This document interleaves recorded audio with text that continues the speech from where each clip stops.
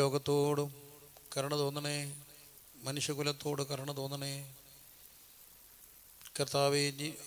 ജീവിക്കുന്നവർക്കും മരിച്ചവർക്കും ഇടയിൽ നിന്നുകൊണ്ട് നിന്നോട് കരുണ കലഞ്ഞതുപോലെ മോശ കർത്താവെ ദൈവസന്ധി സാഷ്ടാംഗം വീണ് പ്രാർത്ഥിച്ചതുപോലെ ഞങ്ങളുടെ രാജ്യത്തെ ഞങ്ങളുടെ ലോകത്തെ ഭീതിയിലാഴ്ത്തിയ ഈ മഹാമാരി എന്ന് വേൾഡ് ഹെൽത്ത് ഓർഗനൈസേഷൻ പോലും വിശേഷിപ്പിച്ച ഈ ദുരന്തത്തിൽ നിന്ന് കർത്താവെ ഞങ്ങളെ രക്ഷിക്കുവാൻ അങ്ങേക്കല്ലാതെ കഴിയത്തില്ല കർത്താവെ.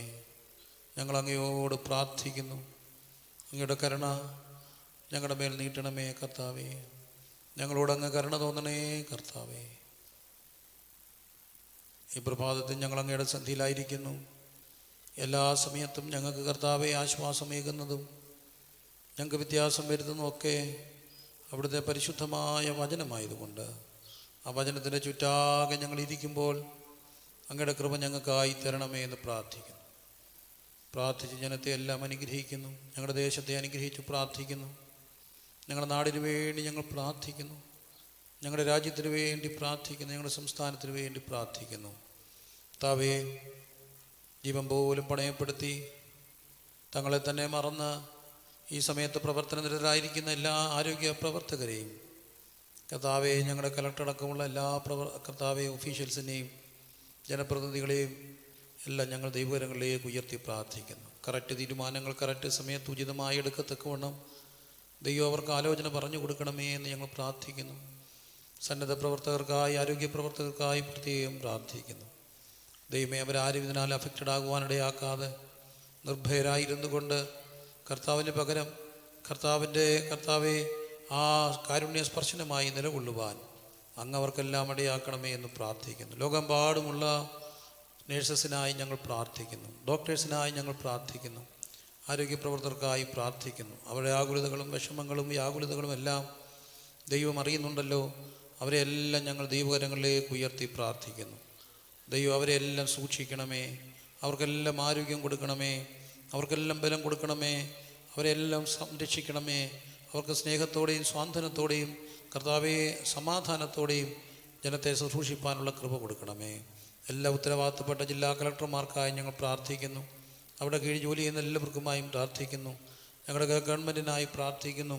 ദൈവമേ, അവരെല്ലാം ദൈവം അനുഗ്രഹിക്കുകയും ഉചിതമായ തീരുമാനങ്ങൾ എടുക്കാനുള്ള കൃപ കൊടുക്കുകയും ചെയ്യണമേ. കർത്താവെ, അതിനോടെല്ലാം വിധേയപ്പെട്ടും സഹകരിച്ചും പോകുവാൻ എല്ലാം പ്രിയപ്പെട്ടവരെയും ദൈവം അനുഗ്രഹിക്കണമേ. പ്രാർത്ഥിച്ച് അനുഗ്രഹിക്കുന്നു. അപ്പോഴും ഞങ്ങളറിയാം, ഉന്നതനും അതിൻ്റെ മുകളിൽ അത്യുന്നതനും ഉണ്ടല്ലോ. ഉയർന്നും പൊങ്ങിയുമുള്ള സിംഹാസനത്തിൽ ദൈവം ഉണ്ടല്ലോ. ദൈവം അറിയാതൊന്നും സംഭവിക്കില്ലല്ലോ. സകലത്തെയും തിരിക്കുന്നവനായി, സകലവും അറിയുന്നവനായി, സകലവും നിയന്ത്രിക്കുന്നവനായി, സർവാധിപതിയായി, സർവശക്തനായി, സർവജ്ഞാനിയായി അങ്ങുണ്ടെന്നുള്ള വലിയ അറിവിനായി, ബോധ്യത്തിനായി സ്തോത്രം. കൃപയും കരങ്ങളിൽ ഏൽപ്പിക്കുന്നു. യേശു ക്രിസ്തുവിൻ നാമത്തിൽ തന്നെ, ആമേൻ. ദൈവമായ കർത്താവ് നമ്മളെ എല്ലാവരെയും അനുഗ്രഹിക്കട്ടെ. എല്ലാവർക്കും പ്രഭാത ഈ ആരാധനയിൽ വന്ദനം പറയുന്നു. പ്രത്യേകമായ ഒരു സാഹചര്യത്തിൽ നമുക്ക് ഈ രാജ്യവും നമ്മുടെ നാടും ഒക്കെ പോകുമ്പോൾ കർത്താവിൻ്റെ വചനത്തിൻ്റെ ചുറ്റാകെ ഇരിക്കുവാൻ ദൈവം തന്ന അവസരങ്ങൾക്കായിട്ട് ഞാൻ ദൈവത്തിന് സ്തോത്രം ചെയ്യുന്നു. കൊറോണ വൈറസിൻ്റെ ഭീതിയിൽ ലോകം മുഴുവൻ കടന്നു പോവുകയാണ്.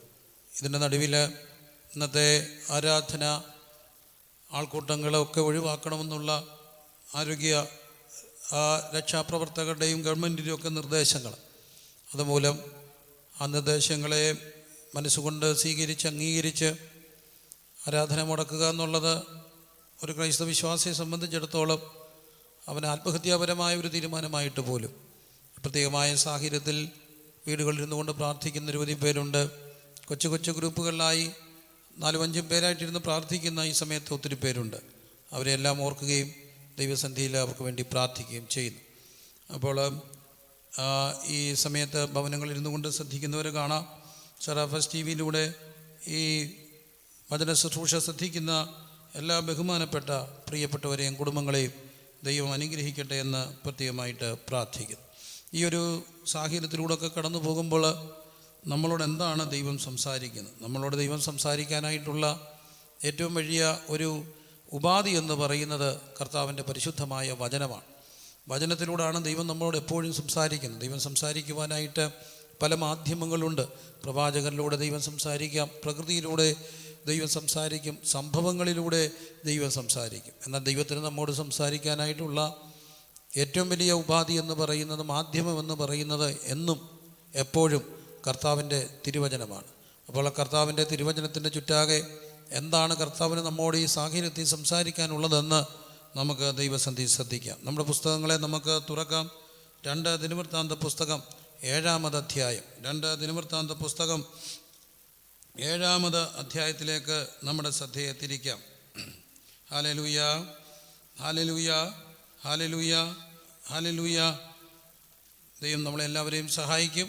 ഈ സമയത്ത് നമ്മൾ ദൈവവചനത്തിന് ചുറ്റാകെ ഇരിക്കുമ്പോൾ കർത്താവിൻ്റെ വചനങ്ങളെ നമ്മൾ ഓർക്കണം. ദൈവത്തിൻ്റെ വചനം പറയുന്നു, ഭയപ്പെടേണ്ട, ഞാൻ നിന്നോട് കൂടെയുണ്ട്.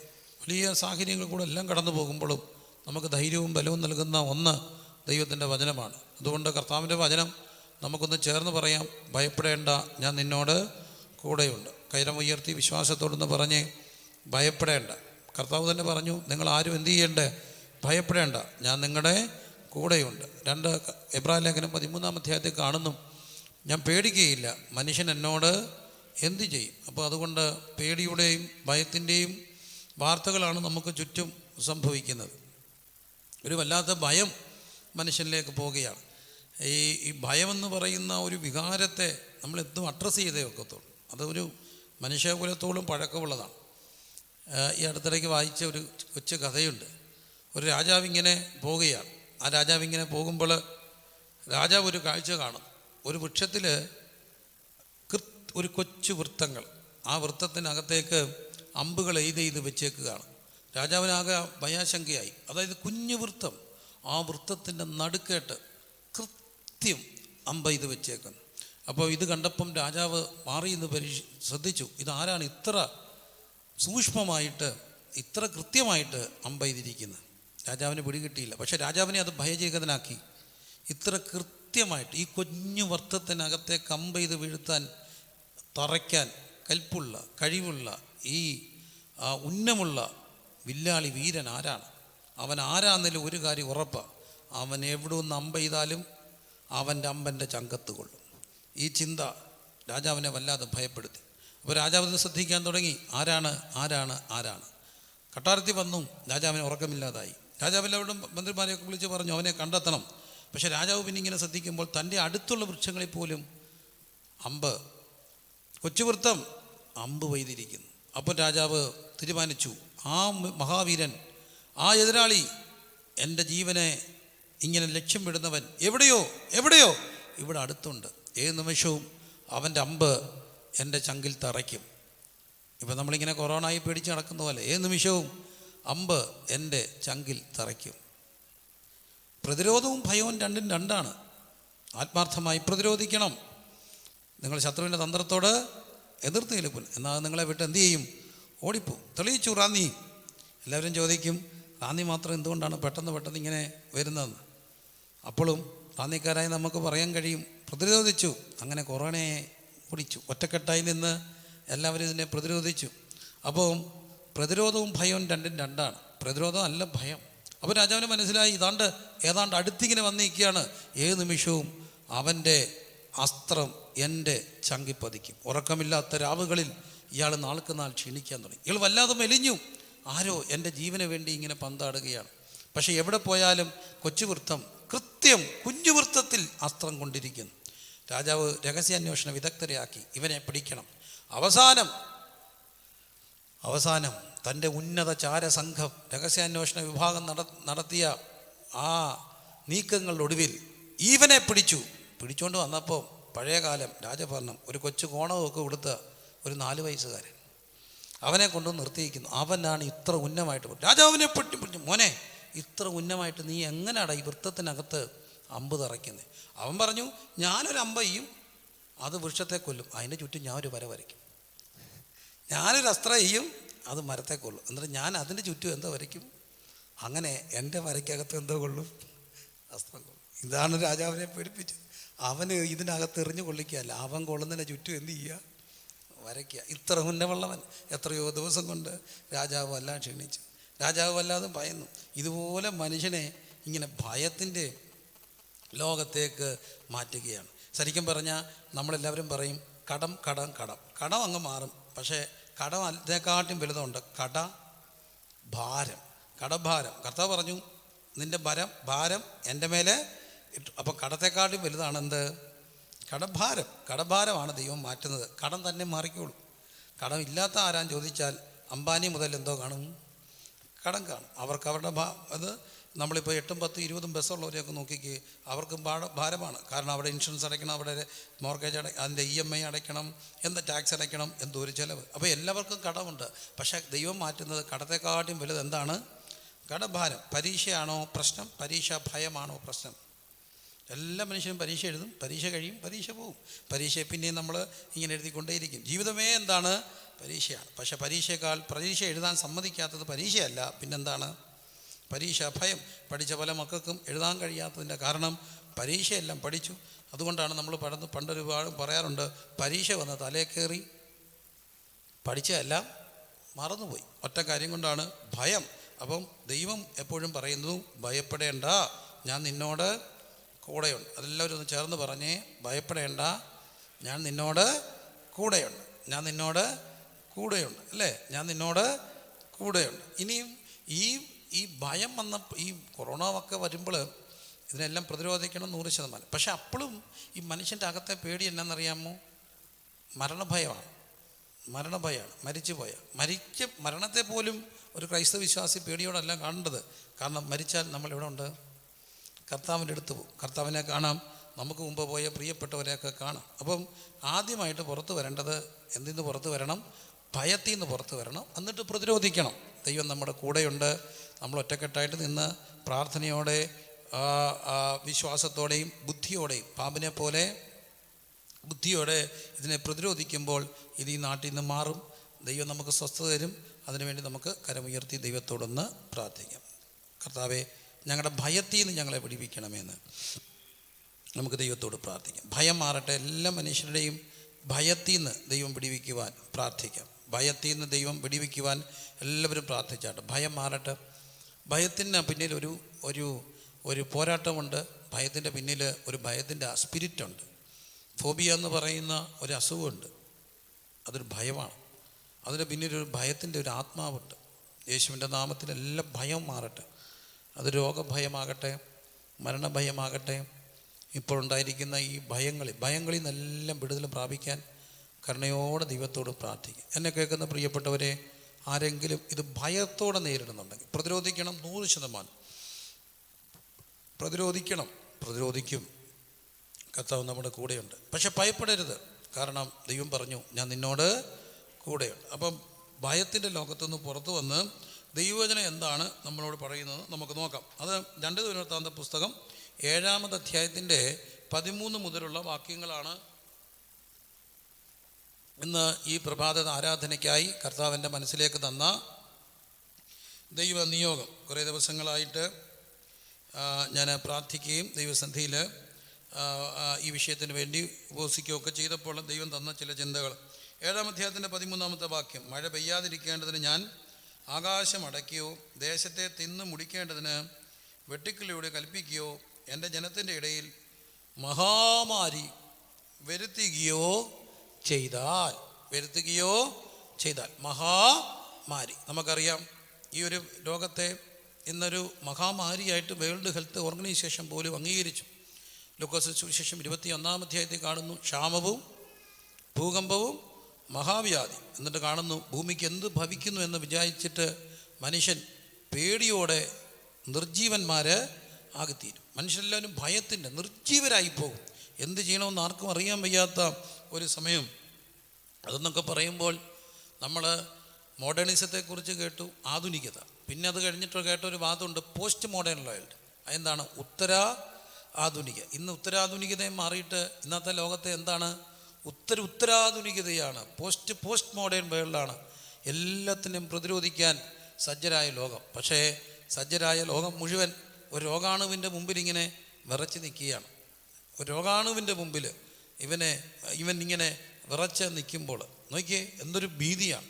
അപ്പോൾ ഇങ്ങനെ മഹാമാരി വരുത്തുകയോ ചെയ്താൽ, അങ്ങനെ സംഭവിച്ചാൽ, ഇന്നേക്ക് എത്രയോ വർഷങ്ങൾക്ക് മുമ്പ് ദിനവൃത്താന്ത പുസ്തകത്തിൽ വിശുദ്ധ വചനത്തിൽ ഇത് എഴുതി ചെയ്താൽ എന്ത് ചെയ്യണം? 14-ാം വാക്യം. ഇപ്പോൾ എന്താ ചെയ്യേണ്ടത്? ലോകം അതിനെ പ്രതിരോധിക്കുന്നു. നമുക്ക് 3 കാര്യങ്ങളാണ് ഇതിനെ പ്രതിരോധിക്കാനായിട്ട് അറിയാവുന്നത്. ഈ യോഗത്തെ പ്രതിരോധിക്കാൻ അറിയാവുന്ന ഒരു 4 സ്റ്റെപ്പ് എല്ലാവരും ഒന്ന് പറഞ്ഞേ. 4 സ്റ്റെപ്പ് എല്ലാവരും ഒന്ന് പറഞ്ഞേ.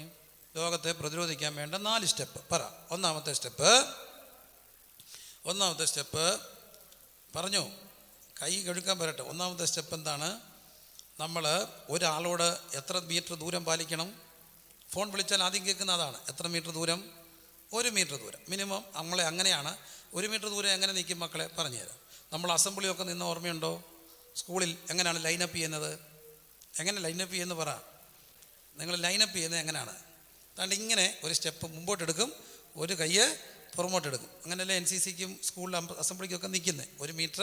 അതിനിടയ്ക്ക് ചില അണ്ണന്മാർ ഇങ്ങനെ നിരങ്ങി ചെല്ലുമ്പോൾ അവരെ പെട്ടെന്ന് പിടിക്കുന്നതൊക്കെ കണ്ടിട്ടില്ലേ? ഇങ്ങനെ നിരങ്ങി ചെല്ലും. അങ്ങനെ നിരങ്ങി ചെല്ലാതിരിക്കാൻ വേണ്ടിയാണ് 1 മീറ്റർ നീളം. ഒറ്റ ഇങ്ങനെ പിള്ളേരൊക്കെ കൈ പിടിച്ച പല നീളത്തിലുള്ള മക്കളാണെങ്കിൽ പോലും ഏതാണ്ട് ഒരേ നീളത്തിൽ എന്തുകയും അകലം പാലിക്കും. അപ്പോൾ കൈ 1 മീറ്റർ നീളത്തിൽ നിൽക്കണം. രണ്ടാമത്തെ ഒരു കാര്യം, എന്ത് കഴുകണം? പുറത്ത് പോയിട്ട് വരുമ്പോൾ കൈയും മുഖവും എല്ലാം എന്ത് ചെയ്യണം?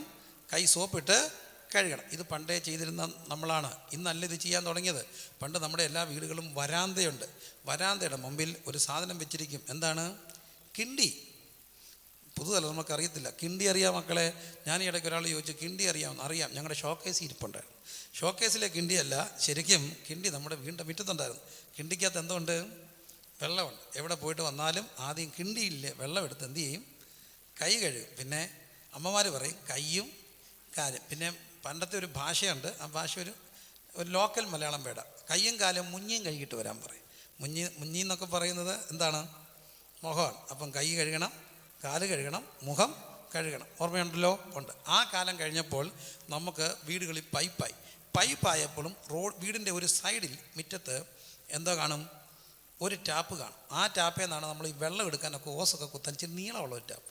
അവൻ്റെ തറ കോൺക്രീറ്റ് ചെയ്ത് ഇട്ടിരിക്കും. ഓർമ്മയുണ്ടല്ലോ?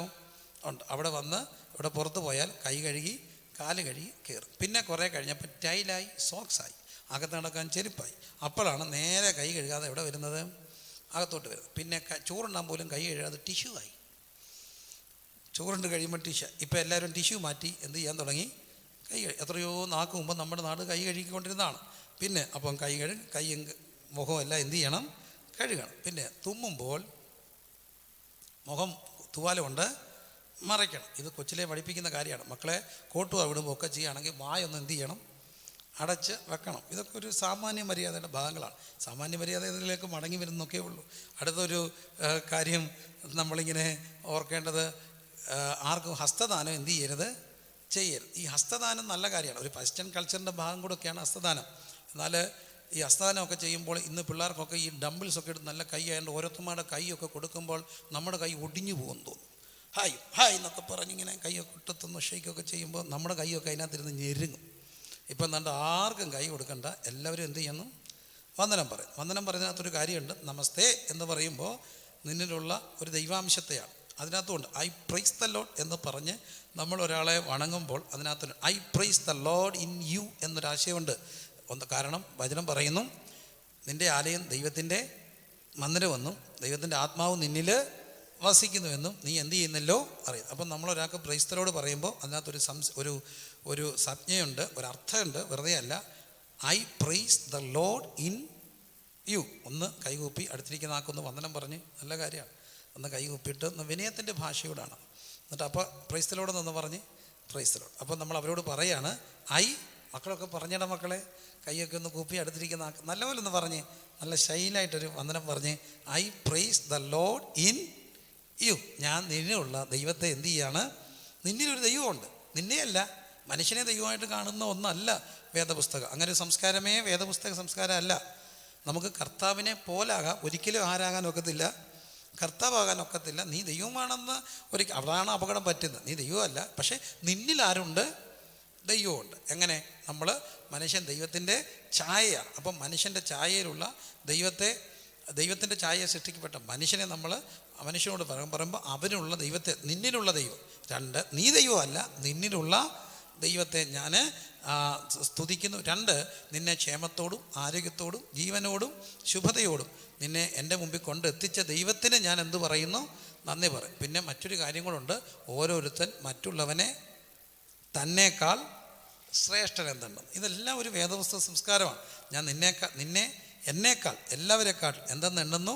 ശ്രേഷ്ഠൻ എന്നുണ്ട്. അപ്പോൾ ഒരു കുഞ്ഞിനെ കണ്ടാലും ഒരു ധർമ്മക്കാരനെ കണ്ടാൽ പോലും നമ്മളൊന്ന് കൈകുപ്പി വണങ്ങുമ്പോൾ അവനിലുള്ള ദൈവാംശത്തെ, അവനിലുള്ള ആ മഹത്വത്തെ, ദൈവം തൻ്റെ സ്വന്തം ഛായയിൽ ആരെ സൃഷ്ടിച്ചു? മനുഷ്യനെ സൃഷ്ടിച്ചു. അപ്പം മനുഷ്യൻ ദൈവമല്ല, മനുഷ്യൻ ദൈവമാകാൻ പോകുന്നതാണ് അപകടം.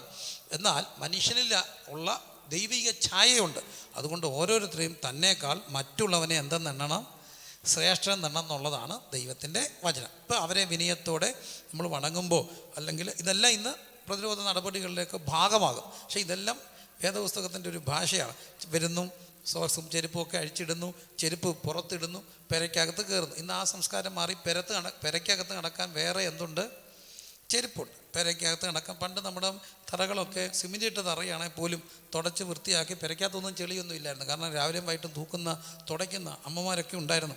ഇന്ന് ആഴ്ചയിൽ ഒരിക്കൽ ആരെങ്കിലും വന്നാലേ തുട നടക്കത്തുള്ളൂ. കാരണം അമ്മയും കൊണ്ടൊന്നും തുടക്കവും നടക്കത്തില്ല. അപ്പം ഇതെല്ലാം നടക്കുമ്പോൾ നേരത്തെ ഇതെല്ലാം ഉള്ള ഒരു കാര്യങ്ങളാണ്. അപ്പം നമുക്ക് ആ ഒരു ചിന്തയോടെ വളരെ പ്രത്യാശയോടെയും ഈ സൃഷ്ടിപരമായ നീക്കങ്ങളിലൂടെയൊക്കെ ഇതിനെ പ്രതിരോധിക്കാൻ ഏൽപ്പിക്കുക. അപ്പോൾ വേദപുസ്തകം എന്താണ് പറയുന്നതെന്ന് നമുക്ക് നോക്കാം. 2 വൃത്താന്ത പുസ്തകം 7-ാം അധ്യായത്തിലേക്ക് വരുമ്പോൾ മനം തിരിയുന്നു ഇങ്ങനെ വന്നാൽ, അപ്പം വന്നാൽ 4 കാര്യം നമുക്കറിയാം. അത് ലോകം പറയുന്ന കാര്യം, ശാസ്ത്രം പറയുന്ന കാര്യം, സത്യമായ കാര്യം. 4 കാര്യങ്ങൾ. 1 മീറ്റർ അകലം പാലിക്കണം. തുമ്മുകയാണെങ്കിൽ മുഖം ഒന്ന് മൂടി മറയ്ക്കണം. എവിടെ പോയിട്ട് വന്നാലും കൈ ശരിക്ക് സോപ്പിട്ട് കഴുകണം. ആർക്കും എന്ത് കൊടുക്കണ്ട? കൈ കൊടുക്കണ്ട. എല്ലാവരും എന്ത് ചെയ്യുക? വന്ദനം ചെയ്യണം. വേദപുസ്തകമൊക്കെ പറഞ്ഞ പോലെ ഞാൻ നിങ്ങളെ എന്ത് ചെയ്യുന്നു? വന്ദനം ചെയ്യുന്നു. വന്ദനം ചൊല്ലും. നിങ്ങൾ വീട്ടിൽ ചെന്നാൽ എന്തോ പറയണം?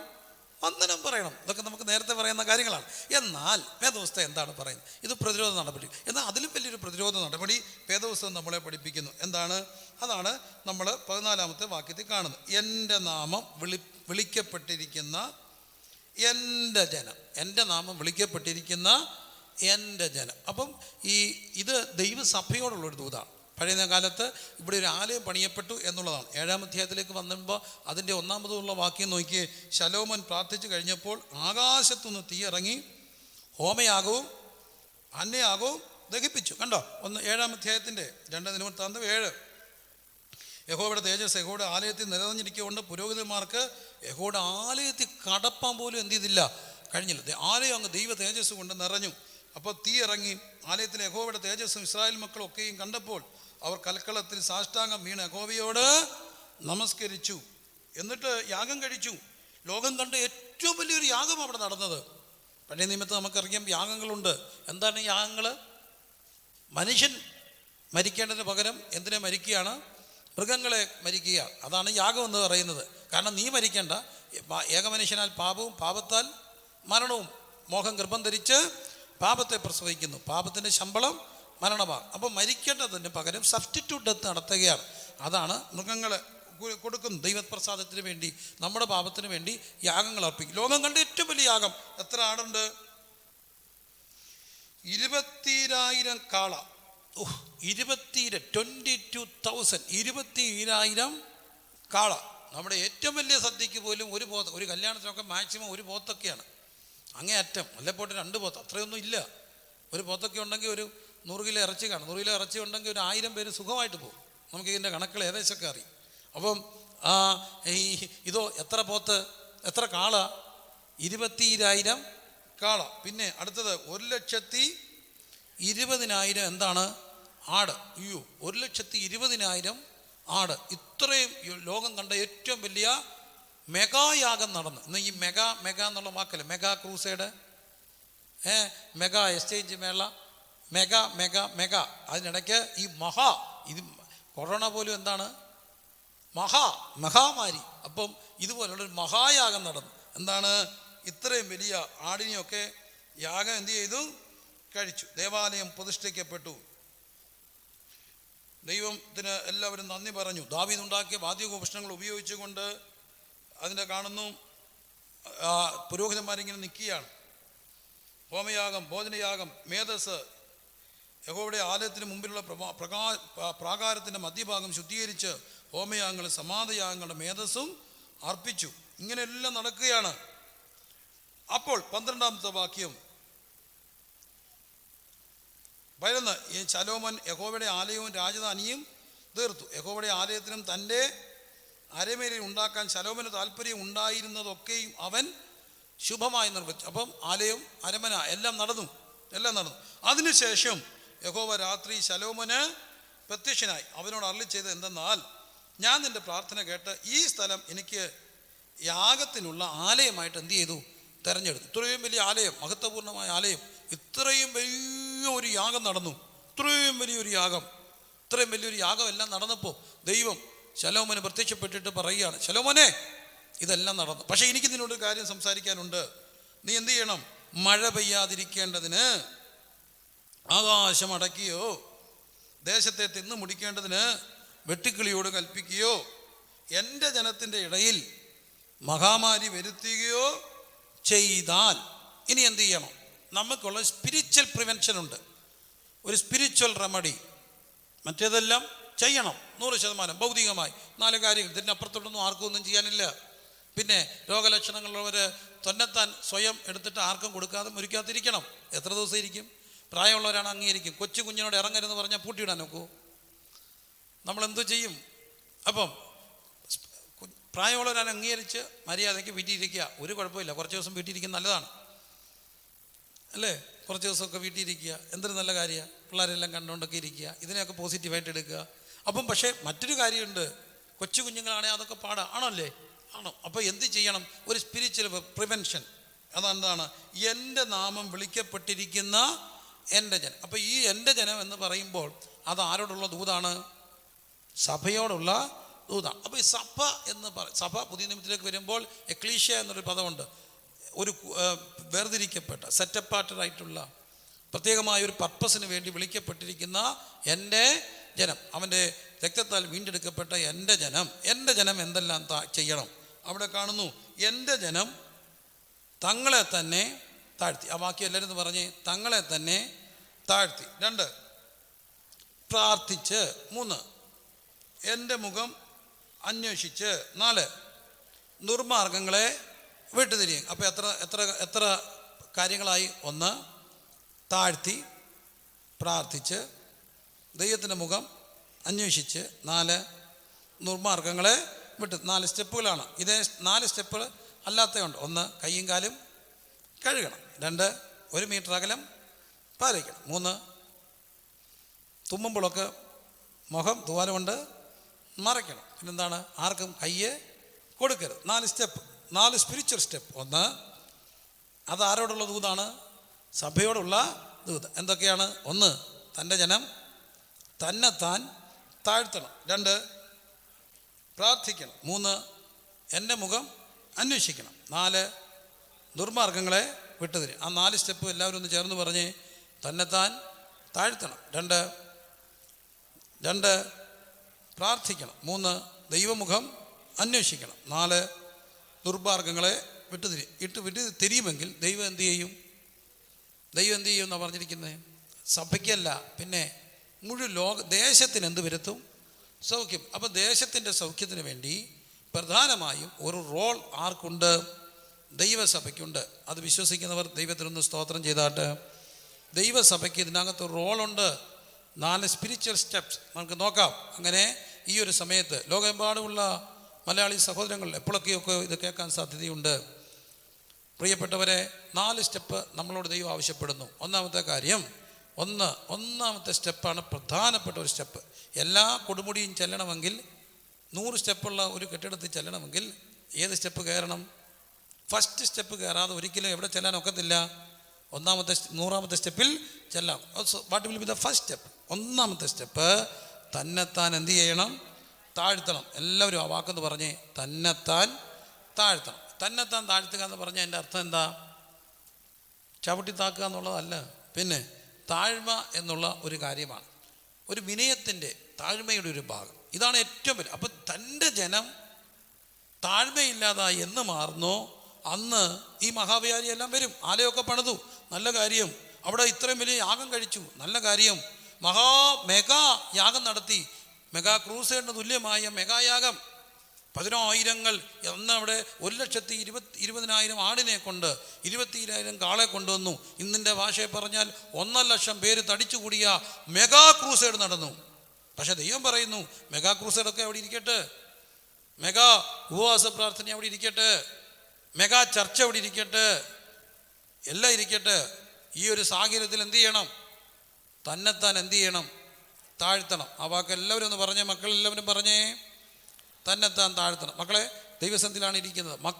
കുറച്ച് പേരെ ഉള്ളൂ നമ്മൾ എണ്ണിയാൽ ഒതുങ്ങാൻ വേണ്ടി. മുമ്പിലൊരു നമ്മുടെ പല ആളുകളും വീടുകളിലും 1-2 വീടുകളിലൊക്കെ ഇരുന്ന് ഈ സമയത്ത് ആരാധനയിൽ അവർ പ്രാർത്ഥിച്ചുകൊണ്ടിരിക്കുകയാണ്. അപ്പോൾ ഒന്നാമത്തെ സ്റ്റെപ്പ് തന്നെത്താൻ എന്ത് ചെയ്യണം? താഴ്ത്തണം. വളരെ ഗൗരവപ്പെട്ട് മനസ്സിലാക്കേണ്ട ഒരു കാര്യമാണ്. സ്പിരിച്വലായിട്ടുള്ള ഫസ്റ്റ് സ്റ്റെപ്പ് ട്രൂത്ത് ഇതാണ്. ഒന്ന്, തന്നെത്താൻ താഴ്ത്തണം. സദൃശവാക്യം 16-ാം അധ്യായത്തിൻ്റെ 18-ാമത്തെ വാക്യം. സദൃശവാക്യം 16-18. ആരെങ്കിലും ഒന്ന് വായിക്കാമോ വേഗത്തിൽ? സദൃശവാക്യം 16-18.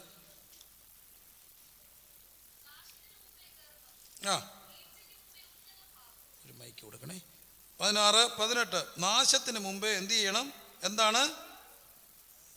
നാശത്തിന് മുമ്പേ ഗർഭം, വീഴ്ചയ്ക്ക് മുമ്പേ ഉന്നത പാപം. നാശത്തിന് മുമ്പേ ഗർഭം. ആ വാക്കെല്ലാവരും ഒന്ന് പറഞ്ഞേ. നാശത്തിന് മുമ്പ് ഗർഭം, വീഴ്ചയ്ക്ക് മുമ്പേ ഉന്നത പാപം. ഉറക്കെ പറഞ്ഞേ.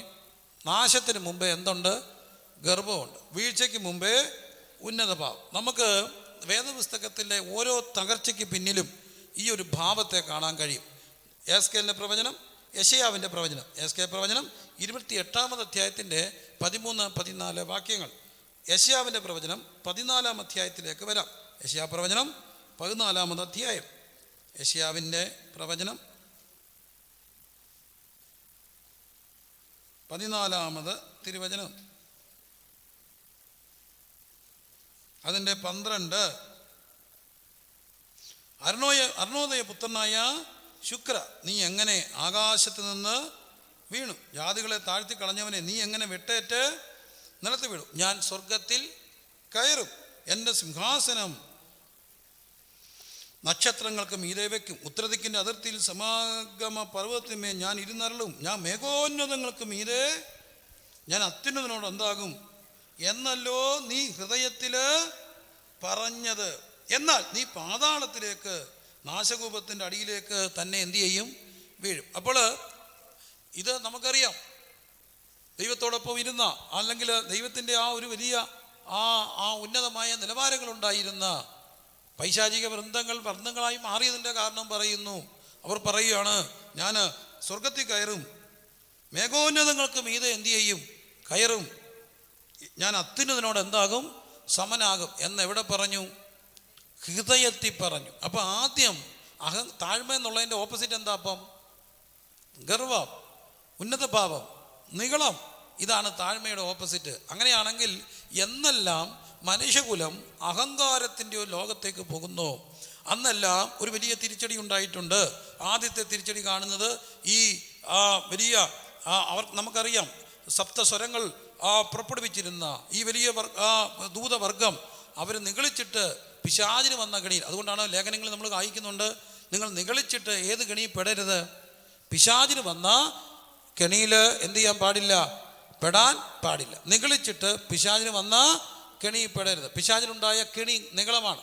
ആ നിഗളത്തിൻ്റെ ഒരു കെണിയിലേക്ക് അവർ പെട്ടു എന്ന് കാണുന്നു. അപ്പോൾ എന്തു പറ്റി? അവർ താഴേക്ക് വീഴുകയാണ്. ഈ ഒരു കാര്യം ഒന്നാമത്തെ കാണുന്നു. 2, അവർ വീണ സ്ഥാനത്ത് ദൈവത്തോടൊപ്പം നടക്കാൻ വേണ്ടി, ദൈവത്തിന് കൂട്ടായ്മ ആചരിക്കാൻ വേണ്ടി, ദൈവത്തിൻ്റെ സൃഷ്ടികർമ്മത്തിൽ പങ്കാളികളാകാൻ വേണ്ടി ദൈവം മനുഷ്യനെ സൃഷ്ടിച്ചു, സ്വന്തം സ്വരൂപത്തിലും സാദൃശ്യത്തിലും. അവിടെ എന്ത് പറ്റി? ഈ പിശാച് അവിടെ വന്നിട്ട് പറഞ്ഞു, നിങ്ങൾ ഈ പഴം പറിച്ചു കഴിഞ്ഞാൽ നിങ്ങൾ ആരെ പോലാകും? ദൈവത്തെ പോലാകും. അകത്തറിയാതെ സാത്താൻ അവ്വായെ ഉപായത്താൽ സർപ്പം ചതിച്ചു. എന്താണ്? നീ ആരെ പോലാകും? ദൈവത്തെ. എന്താണ്? ദൈവം ഇരിക്കുന്നിടത്തേക്ക് ദൈവത്തിന് തുല്യനാകാൻ, അഥവാ ഞാൻ ദൈവമാകാൻ, ഞാൻ ദൈവത്തിന് പകരമാകാൻ, ദൈവത്തെ പോലെ ആകാൻ. ദൈവത്തെ പോലെ ആകാവുന്നത് കർത്താവേ നിന്റെ സ്വഭാവം കിട്ടണമെന്നല്ല, ആ അഹങ്കാരത്തിൻ്റെ ആ ഒരു വിത്ത് അവിടെ പാകപ്പെടുകയാണ്. അവർ ഏതനിൽ നിന്ന് എന്താക്കപ്പെട്ടു? പുറത്താക്കപ്പെട്ടു. അത് കഴിഞ്ഞ് ദൈവം മനുഷ്യകുലത്തെ മുഴുവൻ ഒരു പ്രളയം കൊണ്ട് നശിപ്പിച്ചു എന്ന് നമ്മൾ ഉൽപ്പത്തിയുടെ പുസ്തകം 6-7 അധ്യായങ്ങളിലേക്ക് വരുമ്പോൾ കാണുകയാണ്. നോഹയുടെ കാലത്ത് മഹാദുരന്തമുണ്ടായി. എന്തുകൊണ്ടാണ്? മഹാപ്രളയം എന്ന് നമ്മളിപ്പോൾ റാന്നിക്കാരായ നമ്മൾ വിളിക്കുന്നത് 2018 ഓഗസ്റ്റ് മാസം നടന്ന പ്രളയത്തെയാണ് മഹാപ്രളയം എന്ന് വിളിക്കുന്നത്. അതിനു മുമ്പ് നമുക്കുണ്ടായത് ഈ 95-ലൊക്കെ പറയും, നമ്മളൊക്കെ ജനിക്കുന്നതിന് മുമ്പുണ്ടായ, അതൊക്കെ ഓർമ്മയുള്ളവർ വളരെ കുറവാണ്. വളരെ പേരിലെണ്ണ ഇവിടെയൊക്കെ കാണും, അവരെയുള്ളവരൊക്കെ പറയും. എന്നാൽ ലോകം കണ്ട ഏറ്റവും വലിയൊരു മഹാപ്രളയം എന്ന് പറയുന്നത് വേദപുസ്തകം രേഖപ്പെടുത്തിയിരിക്കുന്നു. ഒരു പരിധിവരെയൊക്കെ ഈ ആർക്കിയോളജിക്കൽ സർവേ ഒക്കെ കണ്ടെത്തിയ ഒത്തിരി കാര്യങ്ങൾ, നോഹയുടെ പെട്ടകം പോലെയൊക്കെയുള്ള വിഷയങ്ങൾ. അപ്പോൾ അങ്ങനെയുള്ള ഒരു മഹാപ്രളയം ഉണ്ടാകാൻ കാര്യം എന്താണ്? പാപം, അഹങ്കാരം, നിർഗളം എല്ലാം ഉണ്ടായി. നഗളമൊക്കെ ഉണ്ടായപ്പോൾ ആ ജനത്തെ മുഴുവൻ നശിപ്പിച്ചിട്ടൊരു പുനഃസൃഷ്ടി നടത്തി. പക്ഷേ ആ പുനഃസൃഷ്ടി പ്രശ്നം ഉണ്ടായി. എന്താണ്? ഉൽപ്പത്തി പുസ്തകം 11-ാം അധ്യായത്തിലേക്ക് വരുമ്പോൾ ജനമെല്ലാം കൂടി ഒരു ബാബേൽ ഗോപുരം പണിതു. എന്നിട്ട് അവർ പറഞ്ഞു, നമ്മൾ എവിടം വരെ ബാബേൽ ഗോപുരം പണിയും? ആകാശം വരെ ഉയരും. ഈ പിശാച് എന്താണ് പറഞ്ഞത്? ഞാൻ ഉന്നത മേഘങ്ങൾക്ക് മീതെ എൻ്റെ കൂട് വെക്കും. അവിടുന്ന് അവൻ വെട്ടി താഴ്ത്തപ്പെട്ടു. അത് കഴിഞ്ഞ് ആദം ഹവ്വാ ദമ്പതികൾ അവർ പറഞ്ഞു, ഞങ്ങളെന്ത് ചെയ്യും? ആരെ പോലാകും? ദൈവത്തെ പോലാകും. ഏദനിൽ നിന്ന് പുറത്താക്കപ്പെട്ടു. അടുത്ത ജനം അഹങ്കരിച്ചു. അവിടെ മഹാപ്രളയം വന്നു, ഒരു പുനഃസൃഷ്ടി. ആ പുനഃസൃഷ്ടിയുടെ കൊച്ചുമകനായിരുന്നു നിമ്രോദ്. അവൻ പറഞ്ഞു, ഞങ്ങൾ ബാബേലോളം ഞങ്ങളൊരു ഗോപുരം പണിയും. എന്തുവരെ? ആകാശം വരെ എത്തുന്ന ഗോപുരം. എന്താണ്? ആകാശം. എന്നിട്ട് അവർ പറയുന്നു, ആകാശം വരെ ഞങ്ങൾ ദൈവത്തെ തോൽപ്പിക്കും. എന്നിട്ട് എന്ത് ചെയ്തു? എന്നിട്ട് അവർ നമുക്കെന്തുണ്ടാക്കണം? ഒരു പേര് ഉണ്ടാക്കണം. നമുക്കൊരു പേരുണ്ടാക്കാൻ വേണ്ടി ഗോപുരം പണിതു. എന്നിട്ട് അവർ കാണുന്നുണ്ട്, കല്ലിന് പകരം മണ്ണ് കൊണ്ടുണ്ടാക്കിയ ഇഷ്ടികകൾ, കുമ്മായത്തിന് പകരം മണ്ണ്. ഇങ്ങനെയൊക്കെ പറയുമ്പോൾ മനുഷ്യനുണ്ടാക്കുന്ന എല്ലാത്തിനും നിലനിൽപ്പില്ലെന്നുള്ള അർത്ഥമാണ്. അവരങ്ങ് ഉന്നത ബാബേൽ ഗോപുരം പണിയുകയാണ്. അവിടെയാണ് ഭാഷ കലങ്ങിപ്പോകുന്നതായിട്ടൊക്കെ നമ്മൾ വേദപുസ്തകത്തിൽ വായിക്കുന്നത്. അപ്പം ദൈവത്തോടൊപ്പം എത്താനുള്ള ഒരു ഉന്നത ഭാവത്തിൻ്റെ ലോകത്തേക്ക് കയറുകയാണ്. ഇത് വേദപുസ്തകം ഒരു ഭാഷയാണ്. നമ്മൾ വേദപുസ്തകം മുമ്പോട്ട് പഠിക്കി വരുമ്പോൾ ഈ അഹങ്കാരത്തിൻ്റെ ലോകത്തേക്ക്, തീമോഥെയോസിൻ്റെ ലേഖനത്തിലേക്ക് വരുമ്പോൾ നമുക്ക് എല്ലാവർക്കും അറിയാവുന്നൊരു കാര്യമുണ്ട്. എന്താണ്? അന്ത്യകാലത്തിൻ്റെ ഒരു ലക്ഷണമായിട്ട് 2 തീമോഥെയോസിൻ്റെ ലേഖനം 3-ാമത് അധ്യായത്തിൽ കാണുന്ന ഒരു ഭാഗമുണ്ട്. 2 തീമോഥെയോസിൻ്റെ ലേഖനം 3-ാമത് അധ്യായം. അവിടെ കാണുന്ന എല്ലാവർക്കും ഒരു പരിധിവരെ കാണാതറിയാവുന്ന ചില വാക്യങ്ങളാണ്. അന്ത്യകാലത്ത് എന്ത് വരും? ദുർഘട സമയങ്ങൾ വരും. മനുഷ്യർ സ്വസ്നേഹികൾ, ദ്രവ്യാഗ്രഹങ്ങൾ, വമ്പ് പറയുന്നവർ, അഹങ്കാരികൾ. അയ്യോ, അതിൻ്റെ 4-ാം വാക്യം, ദ്രോഹികൾ, ധാർഷ്ട്യക്കാര്, നിഗളികൾ, ദൈവപ്രയമില്ലാതെ. അപ്പോൾ ഇത്രയും ഭാഗങ്ങളായിട്ട് മാറുകയാണ്. നിഗളം അവിടെ അത്ര അന്ത്യകാലത്ത് സംഭവിക്കാൻ പോകുന്ന തെളിവുകളിൽ പ്രധാനപ്പെട്ട തെളിവുകളിൽ ഒന്നാണ് അഹങ്കാരികളാകും, 2 നിഗളികളാകും, 3 ധാർഷ്ട്യം ഉണ്ടാകും. ഇത് 3ഉം ഇന്ന് ഇങ്ങനെ കണ്ണിൻ്റെ മുമ്പിൽ വന്ന് നിൽക്കുകയാണ്. 1 അഹങ്കാരം, 2 നിഗളം, 3 ധാർഷ്ട്യം. ഇങ്ങനെ താഴ്മയുടെ നേരെ ഓപ്പോസിറ്റ് ലോകത്തേക്ക് പോയി. യാക്കോബിൻ്റെ ലേഖനത്തിൽ നമ്മൾ വായിക്കുന്നുണ്ട്, നിങ്ങൾ നിങ്ങളെ തന്നെ ദൈവസന്നിധിയിലേക്ക് താഴ്ത്തണം. അപ്പം ഈ അഹങ്കാരത്തിൻ്റെ ഒരു ലോകത്തേക്ക് അതെവിടെ പോയി? തങ്ങളെ തന്നെ താഴ്ത്തണമെന്ന് ദൈവസഭയോട് പറയുകയാണ്. എൻ്റെ നാമം വിളിച്ചേക്കപ്പെട്ട ജനം തങ്ങളെ തന്നെ എന്ത് ചെയ്യണം? താഴ്ത്തണം. അപ്പോൾ ഇത് പൊതുലോകത്തോടുള്ള സംഭാഷണമാണോ? ആണ്. എന്നാൽ പ്രധാനമായും ദൈവവചനം സംസാരിക്കാനുള്ളത്, ദൈവത്തിന് സംസാരിക്കാനുള്ളത് തൻ്റെ സഭയോടാണ്. സഭ ഈ സമയത്ത് എന്തോ ചെയ്യണം? അഹങ്കാരം വിട്ടൊഴിയണം. അപ്പോൾ നമ്മൾ ചോദിക്കും, സഭയ്ക്ക് അഹങ്കാരം ഉണ്ടോ എന്ന് ചോദിക്കും. പ്രിയപ്പെട്ടവരെ, ദൈവമക്കളുടെ ഇടയിലേക്ക് ഒരു അഹങ്കാരത്തിൻ്റെ ലോകത്തേക്ക് മനുഷ്യൻ മാറി. ധാർഷ്ട്യം ഇന്ന് ഞാൻ കാണുന്ന ഏറ്റവും വലിയൊരു അപകടം കൊറോണ വൈറസ് അല്ല, അപകടമാണ്. പക്ഷെ അതിലും വലിയൊരു അപകടമാണ് മനുഷ്യനങ്ങ് അഹങ്കാരികളായി മാറുകയാണ്. ആരാധനയ്ക്ക് വന്നാലോ ഒന്ന് വിനയത്തോടെ ദൈവം സ്ഥിരീകരിക്കാൻ മനുഷ്യന് കഴിയുന്നില്ല. ഒരു സംസാരത്തിലോ ഒരു എന്തൊരു ധാർഷ്ട്യങ്ങളാണ്. മനുഷ്യൻ അറിയത്തില്ല എന്താണ്, എന്തിനാ മനുഷ്യൻ അഹങ്കരിക്കുക. അതുകൊണ്ടാണ് മത്തായി എഴുതിയ സുവിശേഷം 5-ാം അധ്യായത്തിൽ ഭാഗ്യവാന്മാരുടെ പട്ടിക പറയുമ്പോൾ അതിനുശേഷം യേശു ഇരുന്ന് തിരുവായി മൊഴിഞ്ഞ് അരുളി ചെയ്തത് എന്തെന്നാൽ, ആത്മാവിൽ ദരിദ്രരായവർ ഭാഗ്യവാന്മാർ, സ്വർഗരാജ്യം അവർക്കുള്ളത്. ആ വാക്യം എല്ലാവരും ഒന്ന് പറഞ്ഞേ, ആത്മാവിൽ ദരിദ്രരായവർ. ചേർന്ന് പറഞ്ഞേ, ആത്മാവിൽ ദരിദ്രരായ. പ്രിയപ്പെട്ടവരെ, എന്നെ കേൾക്കുന്ന എല്ലാ ദൈവമക്കളെ, പ്രിയപ്പെട്ടവരെ, അഹങ്കാരത്തിൻ്റെ ഒരു ലോകത്തേക്ക് പോയി മനുഷ്യൻ അഹങ്കാരികളായിട്ട് മാറി. ആ അഹങ്കാരം, അഹത്തിൻ്റെ ഒരു വല്ലാത്ത ഭാവം, ഞാൻ എന്തോ ആണെന്നുള്ളൊരു ചിന്ത എന്നത് മാറുന്നോ അവിടെ ദൈവപ്രവൃത്തി ഉണ്ടാകത്തുള്ളൂ. മലയാളത്തിലൊരു ചൊല്ലുണ്ട്, താണ നിലത്തെ നീരോടു. പറ. അവിടെ ദൈവം തുണ ചെയ്യൂ. വേദവസം പഠിപ്പിക്കുന്നു, അഹങ്കാരികളോട് ദൈവം എന്തു ചെയ്യും? എതിർത്ത് നിൽക്കും. അഹങ്കാരികളോട് പൊറുക്കണേ. വ്യഭിചാരത്തെക്കാട്ടിൽ, മദ്യപാനത്തെക്കാട്ടിൽ ഒക്കെ, നമ്മൾ കാണുന്ന വലിയ പാപങ്ങളെക്കാട്ടിലൊക്കെ വലിയ പാപമായിട്ട് ദൈവം എതിർത്ത് നിൽക്കുന്ന, കരുണ കാണിക്കാത്ത ഒരു മഹാപാതകമായിട്ട് ദൈവവചനം പഠിപ്പിച്ചിരിക്കുന്നത് ഒരു പാപം എന്താണ്? അഹങ്കാരം. അതുകൊണ്ട് എന്താണ് താഴ്മ? താഴ്മയുടെ ഓപ്പോസിറ്റ് എന്താണ്? അഹങ്കാരം. പക്ഷെ അപ്പം തന്നെ ചിന്തിക്കണം, എന്തല്ല താഴ്മ? താഴ്മ എന്ന് പറയുന്നത് വാക്കുകളിൽ ഒരു വിനയമല്ല. അപ്പം പക്ഷെ അപ്പുറത്തൊരു ഭാഗമുണ്ട്. താഴ്മയുള്ളവർക്ക് വാക്കുകളിൽ എന്തുണ്ടാകും? വിനയം ഉണ്ടാകും. അപ്പം നമ്മളൊക്കെ പറയും, ഈ ദൈവസന്ധിയിലൊക്കെ വരുമ്പോൾ ഒന്ന് വിനയത്തോടെ ഇരിക്കണം മക്കളെ. എന്ത് പാടാന്നറിയാമോ? ഇന്നത്തെ ആരാധനകളിലൊക്കെ ഒന്ന് ആരാധിപ്പിക്കാനും സ്തുതിപ്പിക്കാനും ഒക്കെ. മക്കളെ, 1000 വട്ടം പറഞ്ഞാൽ ചിലൊക്കെ ആണെങ്കിൽ കോപിച്ച് പറഞ്ഞു പോകും. പിന്നെ പിന്നെ പിന്നെ അവർക്കതിനകത്ത് കയറാൻ വലിയ പാടാണ്. കൈ ഒന്ന് അടുപ്പിക്ക്, ഒന്ന് ശ്രദ്ധയോടെ ഇരിക്കുക, ഒന്ന് വിനയത്തോടെ ഇരിക്കുക, ഒന്ന് അശ്രദ്ധയില്ലാതിരിക്കുക.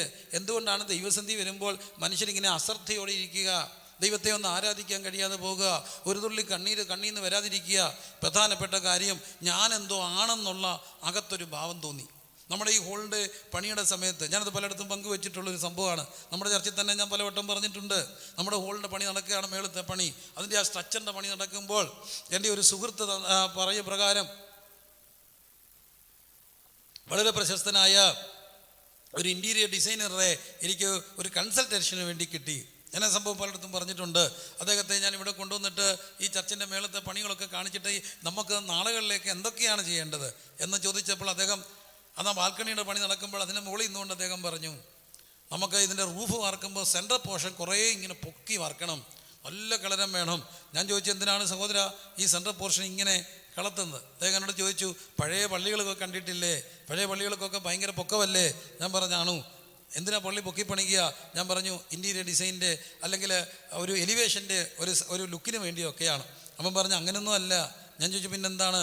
വലിയ അച്ചായന്മാർ ബെൻസ് കാറിലൊക്കെ വന്ന് പള്ളിയുടെയൊക്കെ മുറ്റത്തിങ്ങനെ ചവിട്ടി കുലുക്കി നിൽക്കും.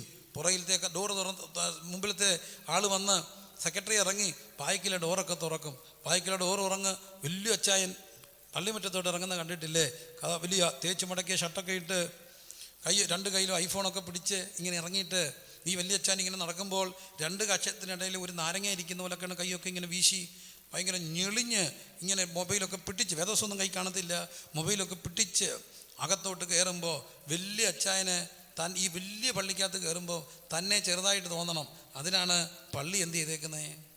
പൊക്കി പണിതേക്കുന്നത്. പക്ഷേ ഇന്ന് ഈ വലിയ അച്ചായൻ കൊച്ചുകൂടി വന്നിരിക്കുമ്പോൾ ഇങ്ങേർക്ക് ഇത്രയും വണ്ണം ഉള്ളത് കൊണ്ട് ഒരു പ്ലാസ്റ്റിക് കസേര പോലും കൊള്ളാനൊക്കാത്തത് കൊണ്ട് 3 കസേര, അല്ലെങ്കിൽ സ്പെഷ്യലായിട്ട് പണ്ട് നമ്മുടെ ഒരു മുഖ്യമന്ത്രി പോകുമ്പം കസേര പുറകെ കണ്ട് നടക്കുന്ന പോലെ സ്പെഷ്യൽ കസേരയൊക്കെ ഇട്ട് ഇങ്ങനെ വന്ന് ഇരിക്കുമ്പോൾ തനിക്ക് തന്നെ എന്തായിട്ട് തോന്നാം? വലുതായിട്ട് തോന്നാം. അവരുടെ പുറകെ നമ്മൾ യാചിക്കണം. കൈയൊന്ന് പൊക്കി ആരാധിച്ച്, എൻ്റെ മക്കളെ പോരാ, ശബ്ദം ഉയർത്തി ഒന്ന് ആരാധിച്ച്, പോരാ മുട്ട നിന്ന് ആരാധിച്ച്. എത്ര വട്ടം പറഞ്ഞാലും ഒന്ന് കൈ പൊക്കുന്നേ? എത്ര വട്ടം പറഞ്ഞാൽ ഒന്ന് കൈ അടിക്കുന്നത്? പ്രിയപ്പെട്ടവരെ, എന്താ കാര്യം? ഞാനെന്തോ ആകെന്ന് തോന്നി. എന്നാൽ തന്നെത്താൻ താഴ്മയുള്ളവനോ അവനറിയാം എനിക്ക് ദൈവത്തെ കൂടാതെ നിൽക്കാൻ ഒക്കത്തില്ല, അവന് ദൈവത്തെ ആരാധിക്കാൻ ഒരു തടസ്സമില്ല. അപ്പോൾ ഒരാൾ ചോദിക്കുന്നു, പുറമേ ഉള്ളതാണോ ദൈവം നോക്കുന്നത്? പക്ഷേ ഒരു കാര്യം എനിക്കറിയാം, വിനയത്തോടെ ദൈവസന്ധി ഇരിക്കുന്നവരുടെ എണ്ണം കുറയുന്നു. ഒന്നും തെറ്റാണെന്ന് ഞാൻ പറയുന്നില്ല. പക്ഷേ എനിക്ക് സങ്കടം തോന്നാറുണ്ട്. കാലും വെച്ച്, കാല് കിളത്തി വെച്ച്, ചൂയിങ്കും നോക്കി, മൊബൈലും പിടിച്ച്, മൊബൈലിലെ വാട്സപ്പ് നോക്കിക്കൊണ്ട് ദൈവസന്ധി ഇരിക്കുമ്പോൾ ദൈവം നിങ്ങൾക്ക് എന്താ വെറും 7-ാം കൂലിയാണോ? ദൈവത്തിന് അത്രയും വിലയുള്ളോ? ദൈവം വെറും 7-ാം കൂലിയാണോ? ഒന്ന് വിനയത്തോടെ ദൈവസന്ധി ഇരിക്കാൻ കഴിയാത്ത എന്താ? അകത്തളങ്ങളിൽ എവിടെയോ കയറിയ ഒരു അഹങ്കാരം. എന്നും ദൈവസഭയ്ക്കകത്ത് അഹങ്കാരം കയറുന്നു, അന്ന് മഹാമാരി വരുമെന്നാണ് വേദപുസ്തകം പഠിപ്പിക്കുന്നത്. അപ്പോൾ അതൊക്കെ വരുമ്പോൾ ശലോമോൻ ഇതെല്ലാം പണിത് കഴിഞ്ഞ് ഒരു ശുഭതയുടെ കാലത്ത് നിൽക്കുമ്പോൾ ശലോമോൻ പറഞ്ഞു, ശലോമോനെ നീ ഒരു കാര്യം അറിയണം, നാളെ ഇങ്ങനെ വെട്ടുക്കിളിയും മഹാമാരിയും ഒക്കെ വരുമ്പോൾ നമുക്ക് ഒറ്റ വഴിയേ ഉള്ളൂ, അഹങ്കാരം വിട്ടൊഴിഞ്ഞ് തമ്പുരാൻ്റെ സന്നിധി കമന്ന് വീണ് കർത്താവേ എൻ്റെ അഹങ്കാരങ്ങളെ പൊറുക്കണേ എന്ന് പ്രാർത്ഥിക്കണം. കരമുയർത്തി ദൈവത്തോട് ഒന്ന് പ്രാർത്ഥിച്ച് നിലവിളിച്ച് പ്രാർത്ഥിക്കണം. വാക്കിപ്പോലും ഒരു അഹങ്കാരം. മനുഷ്യരൊക്കെ അഹങ്കാരത്തിൻ്റെ ലോകത്ത് ഇന്നുകൊണ്ട്, ഞാൻ എൻ്റെ ചെവിക്ക് കേട്ടിട്ടുണ്ട് പ്രിയരെ, കള്ളം പറയല്ല, അവനൊക്കെ പോകാൻ പറ, എൻ്റെ ഒട്ടുപാലിൻ്റെ വിലയുണ്ടോ അവനെന്ന്. ഒട്ടുപാലിൻ്റെ വിലയുണ്ടോ അവനെന്ന് ചോദിക്കുന്ന ചോദ്യങ്ങൾ സഭാമധ്യത്തിൽ ഇന്നുകൊണ്ട് ചോദിക്കുന്നത് ഞാൻ എൻ്റെ ചെവി കേട്ടിട്ടുണ്ട് കുഞ്ഞുനാളിൽ. അന്ന് ഒട്ടുപാലിന് എന്തുണ്ടായിരുന്നു? വിലയുണ്ടായിരുന്നു. ഇന്ന് മനുഷ്യൻ്റെ ഏറ്റവും വലിയ പ്രാർത്ഥന, കർത്താവെ ഒരു 100 രൂപ ഒട്ടുപാലിന് വന്നാൽ പിടിച്ചിരിക്കായിരുന്നു. കാരണം ഷീറ്റടിക്കാൻ പോകുന്ന അതിലും പിന്നെ കഷ്ടപ്പാടാണ്. വില കുറഞ്ഞില്ലേ? മനുഷ്യൻ എവിടെല്ലാം നിഗളിച്ചിട്ടുണ്ടോ അവിടെയെല്ലാം അടി കിട്ടും. ദൈവമേ ഒന്നിലും നിഗളിക്കാനില്ലെന്നുള്ള തിരിച്ചറിവാണ് നമുക്ക് ദൈവസന്നിധിയിൽ വിനയപ്പെടാൻ കഴിയുന്നത്. ഇന്ന് പ്രിയപ്പെട്ടവരെ ഞാൻ കണ്ടിട്ടുണ്ട്, നിങ്ങൾ കണ്ടിട്ടില്ലേ? ഇന്നും ഒരു യുവലോകം നല്ല വലിയൊരു യുവലോകമൊക്കെ ഒരു അഹങ്കാരത്തിൻ്റെ ലോകത്തേക്ക് പോവുകയാണ്. ബൈക്കിലൊക്കെ പോകുന്ന പിള്ളേരുടെയൊക്കെ സ്പീഡ് കണ്ടിട്ടുണ്ടോ? എന്ത് പോക്കാ പോകുന്നത്? ഒറ്റ കാര്യമാണ്, അകത്ത് ഞാനെന്തോ ആണെന്നുള്ളൊരു ഭാവം. അവരെ ഒന്ന് വഴക്ക് പറയാമോ? എടാ മോനെ എന്തോ എടുപ്പാടാ എടുത്തെന്ന് ചോദിക്കാമോ? വണ്ടിയൊക്കെ ഞാൻ ഈ ഇടയ്ക്ക് ഇവിടുന്ന് അങ്ങോട്ട് ഇറങ്ങി പോകുമ്പോൾ നടന്നൊരു സംഭവമാണ്. അന്ന് എൻ്റെ കൂടെ പിന്നെ നമ്മുടെ ആരാണ്ടൊക്കെ ഉണ്ട്. ഞാനിങ്ങനെ ഇറങ്ങി പോകുമ്പോൾ ഈ വഴിക്ക് വെച്ച് ഒരു പയ്യൻ സ്പീഡിൽ വന്നിട്ട് എൻ്റെ ബൈക്കിൻ്റെ കാറിൻ്റെ ഓവർടേക്ക് എൻ്റെ കുടുംബത്തിൻ്റെ പഠിക്കലാണ്. എന്നിട്ട് പോലും ഞാൻ അങ്ങ് മനസ്സിലായി, ഓവർടേക്ക് ചെയ്തിട്ട് ഇവൻ പെട്ടെന്ന് കയറ്റി ഇടത്തോട്ട് നിർത്തിയിട്ട് ബ്രേക്ക് ഇട്ടങ്ങ് ചവിട്ടി. ഞാൻ ചവിട്ടിയില്ലായിരുന്നെങ്കിൽ ഇവനെ ചെന്ന് ഇടിച്ചേനെ. അപ്പം ഞാൻ പതുക്കെ പറഞ്ഞു, എൻ്റെ പൊന്നു മക്കളെ ഇങ്ങനെ ഇവിടെ നിർത്താനാണ് ഈ ഓവർടേക്ക് ചെയ്യേണ്ട കാര്യമുണ്ട്. ഞാനിപ്പോൾ ഇടിച്ചേനല്ലുള്ള നിന്നെ. അവൻ ബൈക്കിൻ്റെ കീ ഇങ്ങോട്ട് ഊരിയിട്ട് ഇറങ്ങി വന്നിട്ട് ചോദിച്ചു, വല്ലതും പറഞ്ഞായിരുന്നോ? എനിക്ക് മനസ്സിലായി. ഞാൻ തെക്കും പൊക്കും നോക്കി. താഴോട്ട് ഓടിയാൽ അതിന് കുഴി കയറാം, മേളോട്ട് കയറിയാൽ കുടുംബത്തിൽ കയറാം. പക്ഷേ ഇവൻ അടിച്ചാൽ എനിക്ക് നാണക്കേടല്ലേ? ഇവനെ ഞാൻ പിന്നെ അറിഞ്ഞപ്പോൾ ഇവൻ്റെ അപ്പന്മാർ എൻ്റെ കൂടെ പഠിച്ച പിള്ളേരാണ്. പക്ഷേ ആ ഒരു പ്രായത്തിലൊക്കെ ഉണ്ടായിരുന്നവരാ. എന്തൊരു ലോകത്തൊട്ട. ഞാൻ പറഞ്ഞു, ഞാനൊന്നും പറഞ്ഞില്ലല്ലോ. അല്ല ഞാൻ കേട്ടല്ലോ. എൻ്റെ പൊന്നു മോനെ നിനക്ക് തോന്നിയതാടാ, ഞാനൊന്നും പറഞ്ഞില്ല. അപ്പം ഞാൻ കേട്ടതോ മോന് തോന്നിയാടാ, ഞാൻ ഒന്നും പറഞ്ഞിട്ടില്ല. എന്നാൽ പൊക്കോട്ടെ, എൻ്റെ ചക്കര പൊക്കോളാൻ പറഞ്ഞു. അവൻ എന്നെ ഒരു നോട്ടം നോക്കിയപ്പം പോകുന്നപ്പോൾ എൻ്റെ അകത്ത് തോന്നി, എന്നൊന്ന് കളിക്കാൻ. ഈ സ്പീഡിൽ പോകുമ്പോൾ ആ വളവിനൊരു വണ്ടി വന്നാൽ ഇവനുണ്ടോ? ഇല്ല. പക്ഷേ എന്തൊരു അഹങ്കാരികളെല്ലാം ആരാകും? താളടിയാകും. നിങ്ങളെ ഞാൻ കൊണ്ട കാണിക്കുക, എത്ര മക്കൾ ബ്രെയിൻ ഡെത്ത് വന്ന് കിടപ്പുണ്ടെന്നറിയാമോ? അഹങ്കരിച്ച. പക്ഷേ ഒരു കാര്യം, വിനയപ്പെടണം. ഭാഷയെപ്പോലും ഞാൻ നിന്നെ കാണിക്കാമെന്ന് പറയരുത്, വിരൽ ചൂണ്ടരുത്. ഇന്ന് താണ്ട് ദൈവസഭയ്ക്കകത്ത് അഹങ്കാരം കയറി. നമ്മളാണ് തിരുത്തേണ്ടത്. നമുക്ക് തിരുത്തപ്പെടാൻ ഒത്തിരി കാര്യമുണ്ട്. റാന്നി തന്നെ വേദനയോടെ പറയുന്നത്, ലൈവ് ഉണ്ടെന്നുള്ള ഓർമ്മ തന്നെ പറയുക, കൃത്യമായിട്ട് ചങ്ക് പറഞ്ഞ് പറയുക. ഒരാരാധന ഒന്നിച്ചു കൂടാൻ കഴിയാത്തത് മേളിലും താഴെ ഇരുന്ന് ആരാധിക്കുക. ഒരു കൂട്ടർ താഴെ, ഒരു കൂട്ടർ മേളിൽ. എന്നാ കാണും? അഹങ്കാരം. ഇപ്പം തമ്പുരാൻ പറഞ്ഞ ആരും കൂടണ്ട, എല്ലാവരും വീട്ടിൽ ഇരുന്നോളാൻ. ഒരു കാര്യം, വിനയപ്പെടണം. തമ്പുരാൻ്റെ സന്നിധി കമന്ന് വീണ് കരയണം. ദൈവമേ എവിടെയെല്ലാം ഞങ്ങൾ അഹങ്കരിച്ചിട്ടുണ്ടോ അത് ഞങ്ങളോട് പൊറുക്കണമെന്ന് മഹാപാതകം ചെയ്തതെന്ന് പറയുമ്പോൾ തമ്പുരാൻ ഇങ്ങനെ കയ്യിൽ ഉയർത്തും. അതുകൊണ്ട് നമ്മുടെ ഏറ്റവും വലിയ താഴ്മയ്ക്ക് നമുക്കുള്ള റോൾ മോഡലുണ്ട്. ആരാണെന്നറിയാമോ? യേശു. അവൻ ദൈവരൂപത്തിലിരിക്കെ ദൈവത്തോടുള്ള സമത്വം മുറുകെ പിടിക്കണമെന്ന് വിചാരിക്കാതെ തന്നെത്താൻ താഴ്ത്തി വേഷത്തെ മനുഷ്യനായി. പ്രിയപ്പെട്ടവരെ, ഇന്നും ജനമനസ്സുകളിൽ കർത്താവ് നിൽക്കുന്ന ഒറ്റ കാര്യം കൊണ്ടാണ് അവൻ തന്നെത്താൻ താഴ്ത്തി. അതുകൊണ്ടോ ദൈവം അവനെ ഏറ്റവും ഉയർത്തി, എല്ലാ നാമത്തിലും മേലായ നാമമാക്കി. അപ്പം നമുക്ക് ഓരോ മേഖലയും ഒന്ന് ചിന്തിക്കാം. ഏറ്റവും വലിയ പ്രൈഡ് എന്നാണെന്നറിയാമോ? സ്പിരിച്വൽ പ്രൈഡാണ്, ആത്മീയ അഹങ്കാരം. ഞാൻ വിശുദ്ധനാണെന്ന്, അത് വേറൊരു അഹങ്കാരം. ഞാൻ ഈ നിൽക്കുന്ന ആരെയും പോലും അല്ല. ചെല്ലാലോ സ്പിരിച്വൽ പ്രൈഡ്. ഏറ്റവും വലിയ അപകടം ആത്മീയ അഹങ്കാരമാണ്. ഞാൻ കണ്ടിട്ടുള്ള, എന്നോട് ക്ഷമിക്കണേ ആ വാക്കുകളിൽ പോലും അഹങ്കാരം ഉണ്ടെങ്കിൽ എന്നോട് പൊറുക്കുക. ഏറ്റവും വലിയൊരു അഹങ്കാരത്തിൻ്റെ ലോകം സ്പിരിച്വൽ പ്രൈഡാണ്. അവർക്ക് മറ്റുള്ളവരെ അംഗീകരിക്കാൻ ബുദ്ധിമുട്ടാണ്. ഞങ്ങളെന്തോ ആണെന്നുള്ളൊരു ഭാവമാണ്. അല്ല പ്രിയപ്പെട്ടവരെ, ആരും വേദവസ്തം പറയുന്നുണ്ട്, നിൽക്കുന്നു എന്ന് തോന്നുന്നവൻ വീഴാതിരിപ്പാൻ സൂക്ഷിച്ചോളാം. ഇപ്പം തന്നെ റാന്നിക്കാരെല്ലാവരും മോശമാണ്, റാന്നിക്കാരെ അടുപ്പിക്കരുത്, KL62 വണ്ടി എവിടെയും കണ്ടാൽ അടിക്കണമെന്നൊക്കെ പറയുന്നവർ ഓർത്തോണേ, കൊറോണ അവിടെ വന്ന് അവരെന്തോ ചെയ്യും?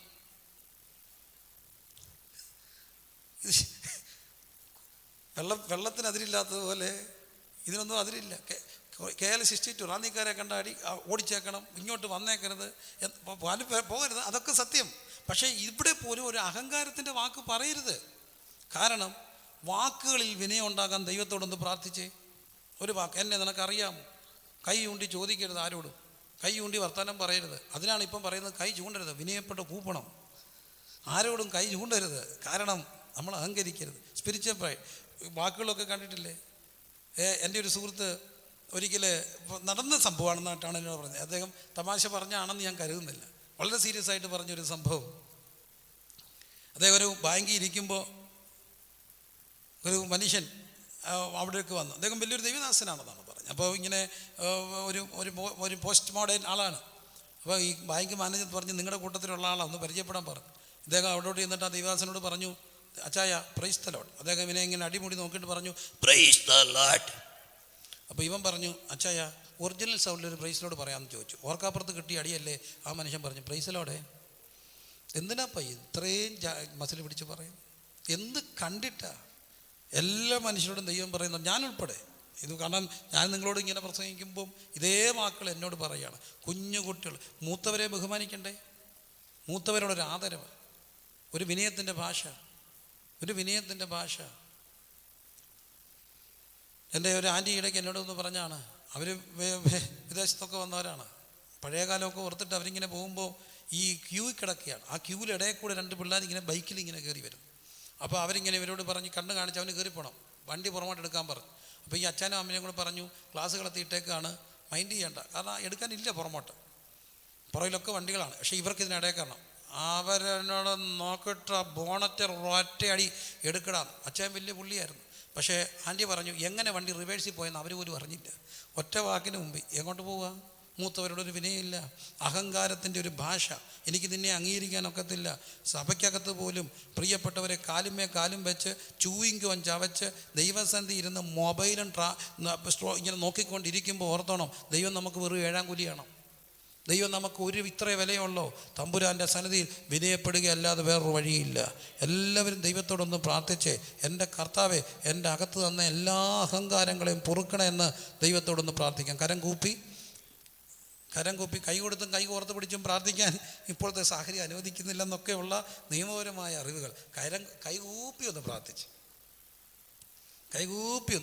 തമ്പുരാനെ, എൻ്റെ പൊന്നു മക്കളെല്ലാവരും കയ്യത്ത് കത്താണോ? എവിടെയെങ്കിലും അഹങ്കരിച്ചിട്ടുണ്ടോ? ആരോഗ്യത്തിൽ അഹങ്കരിച്ചിട്ടുണ്ടോ? പണ്ടൊരു ചൊല്ലുണ്ട്, ചില മക്കളെ കണ്ട് അഹങ്കരിച്ചിട്ടുണ്ട്. നിൻ്റെ മക്കളെ പോലെയല്ല എൻ്റെ മക്കൾ നല്ല മക്കളെന്ന് കരുതി എത്രയോ മക്കൾ വഴി പിഴച്ചു.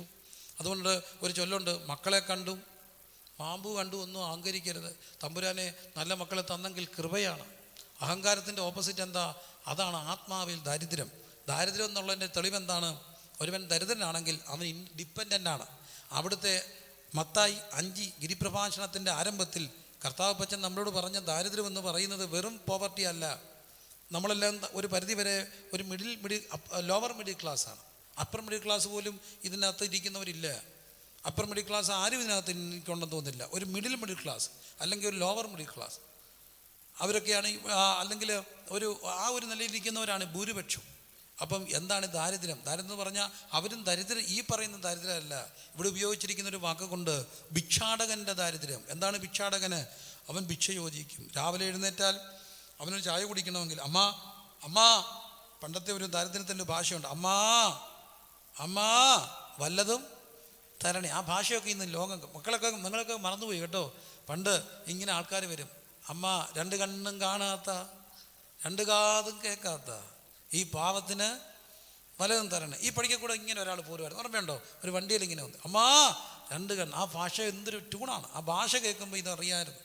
ഇതെന്താണ് കാര്യം? എനിക്ക് നീ നിന്നാലേ കഴിക്കാൻ ഒക്കത്തുള്ളൂ, എൻ്റെ കയ്യിലൊന്നും ഇല്ല, ഞാൻ ഭിക്ഷാടകനാണ്, ഒന്നുമില്ലാത്തവൻ. ഇവൻ്റെ ഒരു ഭാഷയാണ് അവിടെ പറയുന്നത്. എന്താണ്? ഭൗതികമായിട്ടെല്ലാം ഉണ്ടായിരിക്കാം, ഫിക്സഡ് ഡിപ്പോസിറ്റ് ഉണ്ടായിരിക്കാം, പലിശ എടുക്കാൻ ഉണ്ടായിരിക്കാം. എങ്കിലും സ്പിരിച്വലി ആത്മാവിലൊരു ചിന്ത വേണം. എനിക്ക് നിൽക്കണമെങ്കിൽ തമ്പുരാൻ്റെ കൃപ വേണേ കർത്താവേ. കരം നീട്ടി ദൈവത്തോട് ചോദിക്കണം. താഴ്മയുടെ ഓപ്പോസിറ്റ് അഹങ്കാരത്തിൻ്റെ ഓപ്പോസിറ്റ് താഴ്മയാണെങ്കിൽ, വിനയമാണെങ്കിൽ, ആ വിനീതന് ഒരു കാര്യമുണ്ട്, എനിക്ക് നീ ഇല്ലാതെ ജീവിക്കാൻ കഴിയില്ല, എനിക്ക് ഒന്നിലും നിഗളിക്കാനില്ല. എൻ്റെ ആരോഗ്യത്തിൽ നിഗളിക്കാനുണ്ടോ? ഇല്ല. ആരോഗ്യത്തിൽ നിഗളിക്കാനുണ്ടോ? ഇല്ല. ചിലരൊക്കെ പറയണം, എനിക്ക് ഇങ്ങനെ പറഞ്ഞ് ഭാര്യമാരെ നിന്ദിക്കുന്നവരെ ഞാൻ കണ്ടിട്ടുണ്ട്. അവിടെ വീട്ടിൽ മുഴുവൻ അസുഖക്കാരാണ്, ഷുഗറില്ല, അവർക്കെല്ലാം ഷുഗറാണ്, പഞ്ചസാര ഫാക്ടറിയാണ്. അതുകൊണ്ടോ അവരുടെ വീട്ടുകാരെ നിന്ദിക്കുന്നു. എന്തെല്ലാം നിന്ദകളാണ്. പക്ഷേ ഇന്ന് ആരോഗ്യമുള്ളവരെ പോലും തേടി രോഗം ഇങ്ങനെ വരുമ്പോൾ ദൈവമേ നിഗളിക്കാതെ കരം മലർത്തി ദൈവത്തോടൊന്ന് പ്രാർത്ഥിച്ചേ. എല്ലാ പ്രിയപ്പെട്ടവരും കരം മലർത്തി ദൈവത്തോടൊന്ന് പ്രാർത്ഥിക്കുക. ദൈവമേ എന്നോട് കരുണ തോന്നണേ, ദൈവമേ എന്നോട് കരുണ തോന്നണേ, എൻ്റെ നിഗളങ്ങളെ പൊറുക്കണമേ. ഞാൻ അഹങ്കരിച്ചിട്ടുണ്ടെങ്കിൽ പൊറുക്കണം. ആരോഗ്യത്തിൽ അഹങ്കരിച്ചോ? ഏറ്റു പറഞ്ഞേ. സൗന്ദര്യത്തിൽ അഹങ്കരിച്ചോ? സൗന്ദര്യമൊക്കെ ഭയങ്കരമായിട്ടുണ്ടായിരുന്ന പൊന്നോമന സഹോദരങ്ങൾ, അവരോടുള്ള എല്ലാ വിനയത്തോടും പറയട്ടെ, എല്ലാവരോടും മുടിയിലൊക്കെ എന്തൊരു മുടി, ആ മുടിയൊക്കെ ഇങ്ങനെ കൊണ്ടു നടക്കുന്നതൊക്കെ എന്തോ സ്നേഹത്തോടെ, എന്തൊരു കെയറായിട്ടാണ്. പക്ഷെ ഒറ്റ നിമിഷം പോരെ ഒരു കീമോ വന്നു ചെയ്താൽ മുടി പോകാൻ, ഒരു സ്കിൻ ഡിസീസ് വന്നാൽ സൗന്ദര്യം പോകാൻ. തമ്പുരാനെ നിഗളിക്കാനുണ്ടോ? ഇല്ല. മസിലുകളൊക്കെ ക്ഷയിക്കത്തില്ലേ? കൂട്ടുകാരില്ലാതാകത്തില്ലേ? തമ്പുരാനെ നീ അല്ലാതെ എനിക്ക് ആരുമില്ലെന്നുള്ള അറിവിൽ ദൈവത്തോടൊന്ന് എല്ലാവരും പ്രാർത്ഥിച്ച്, കരുണയോടെ പ്രാർത്ഥിച്ച്, ഹല്ലേലൂയ ഹല്ലേലൂയ ഹല്ലേലൂയ ഹല്ലേലൂയ. കരങ്ങളെ മലർത്തി ദൈവസന്ധി പിടിച്ച് മുട്ടയിൽ നിൽക്കാമെങ്കിൽ മുട്ടയിൽ നിന്ന് നിൽക്കാവുന്ന മക്കളൊക്കെ, ആരോഗ്യമുള്ള മക്കളൊക്കെ ദൈവത്തോടൊന്ന് പ്രാർത്ഥിച്ച്, ദൈവമേ അഹങ്കാരങ്ങളെല്ലാം എന്നിട്ടും ദൈവം ഇത്രയും താങ്ങിയത് എന്തുകൊണ്ടാണെന്നറിയാം? അവൻ്റെ മഹാകരുണ. ദൈവസഭയ്ക്കകത്ത് അർബുദം പോലെ, വൈറസ് പോലെ വന്നു കയറിയ അഹങ്കാരത്തിൻ്റെ വിത്തുകളെ വേരോടെ നമുക്കൊന്ന് പിഴുതു കളയാം. ഞാൻ നിന്നെക്കാട്ടിയും വലിയവനാണെന്ന്, ഞാൻ നിൻ്റെ മുമ്പിൽ, ഞാൻ ഒരു നാഴിക്കകത്ത് ഇറങ്ങത്തില്ല. ഇതൊന്നും വേദോസ്തത്തിലുള്ള വാക്കുകളല്ല, നമ്മളങ്ങ് കണ്ടുപിടിച്ച വാക്കുകളാണ്. ഒരു നാഴിക്കകത്ത് ഇറങ്ങത്തില്ല, എന്നെ ഒതുക്കാൻ നോക്കരുത്, എനിക്ക് ആരുടെ മുമ്പിലും കുനിഞ്ഞു നിന്ന് ശീലമില്ല. ആരുടെ മുമ്പിലും കുനിയാത്തവനും തമ്പുരാൻ്റെ മുമ്പിൽ കുനിയണം. പക്ഷെ തമ്പുരാവിൻ്റെ മുമ്പിൽ കുനിയുന്നവൻ മനുഷ്യൻ്റെ മുമ്പിൽ ഒന്ന് വിനയപ്പെടും. കാരണം അകം നിറഞ്ഞ് കവിയുന്നത് വായിന്ന് പുറത്ത് വരും. എല്ലാ അഹങ്കാരങ്ങളും ദൈവമേ പൊറുക്കണേ എന്ന് പ്രാർത്ഥിക്കും. ഈ സമയത്ത് നമുക്ക് പ്രാർത്ഥിക്കാനുള്ളത് അതാണ്. അവനെ അംഗീകരിക്കാൻ കഴിയാത്ത ആരാധനകൾ, അതുകൊണ്ട് ഞാൻ അവനിൽ നിന്ന് മാറി നിൽക്കുമെന്ന് പറയുന്ന ആത്മീയ ലോകം ദൈവമേ പൊറുക്കണേ എന്ന് പ്രാർത്ഥിച്ച്, തമ്മിൽ ഒന്നും വിനയപ്പെടാൻ കഴിയാതെ മാതാപിതാക്കളോട് ധാർഷ്ട്യത്തോടെ പറയുന്ന മക്കൾ, ജീവിത പങ്കാളികളോട് വല്ലാതെ പെരുമാറുന്ന ഭർത്താക്കന്മാർ, ഭാര്യ വീട്ടുകാരെ അടച്ചാക്ഷേപിക്കുന്ന ഭർത്താവിൻ്റെ വീട്ടുകാരെ അടച്ചാക്ഷേപിക്കുന്ന ഭാര്യമാർ, മാതാപിതാക്കളോട് ബഹുമാനമില്ലാത്ത മക്കൾ, ദൈവദാസന്മാരെ വല്ലാതെ പുച്ഛിക്കുന്ന വിശ്വാസികൾ, അപ്പം തന്നെ വിശ്വാസികളോടൊരു സ്റ്റേജിൽ നിന്നുകൊണ്ട് അഹങ്കാരത്തിൻ്റെ ഭാഷയിൽ സംസാരിക്കുന്ന ദൈവദാസന്മാർ, ദൈവമേ ഞങ്ങളുടെ ഭാഷയെപ്പോലും ഒരു വിനയം തരണേ എന്ന് പ്രാർത്ഥിക്കാം. ഒന്നാമത്തെ സ്റ്റെപ്പ് ഇവിടെ ആവശ്യം. ഈ വലിയ മഹാമാരിയിൽ നിന്ന് വിടുവിക്കപ്പെടാൻ നമുക്ക് റോളുണ്ട്. വിനയപ്പെടുക, അനുതപിക്കുക, താഴുക. ഒത്തിരി വാക്യങ്ങളുണ്ട്. എന്തല്ല താഴ്മയെന്ന് പറയുന്നത്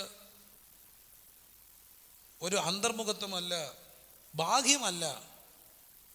നല്ല ഡ്രസ്സിടാതെ നടക്കുന്നതോ ചവിണ്ട് നിറഞ്ഞ് നടക്കുന്നതോ അല്ല താഴ്മ. വൃത്തിയായിട്ട് നടക്കണം.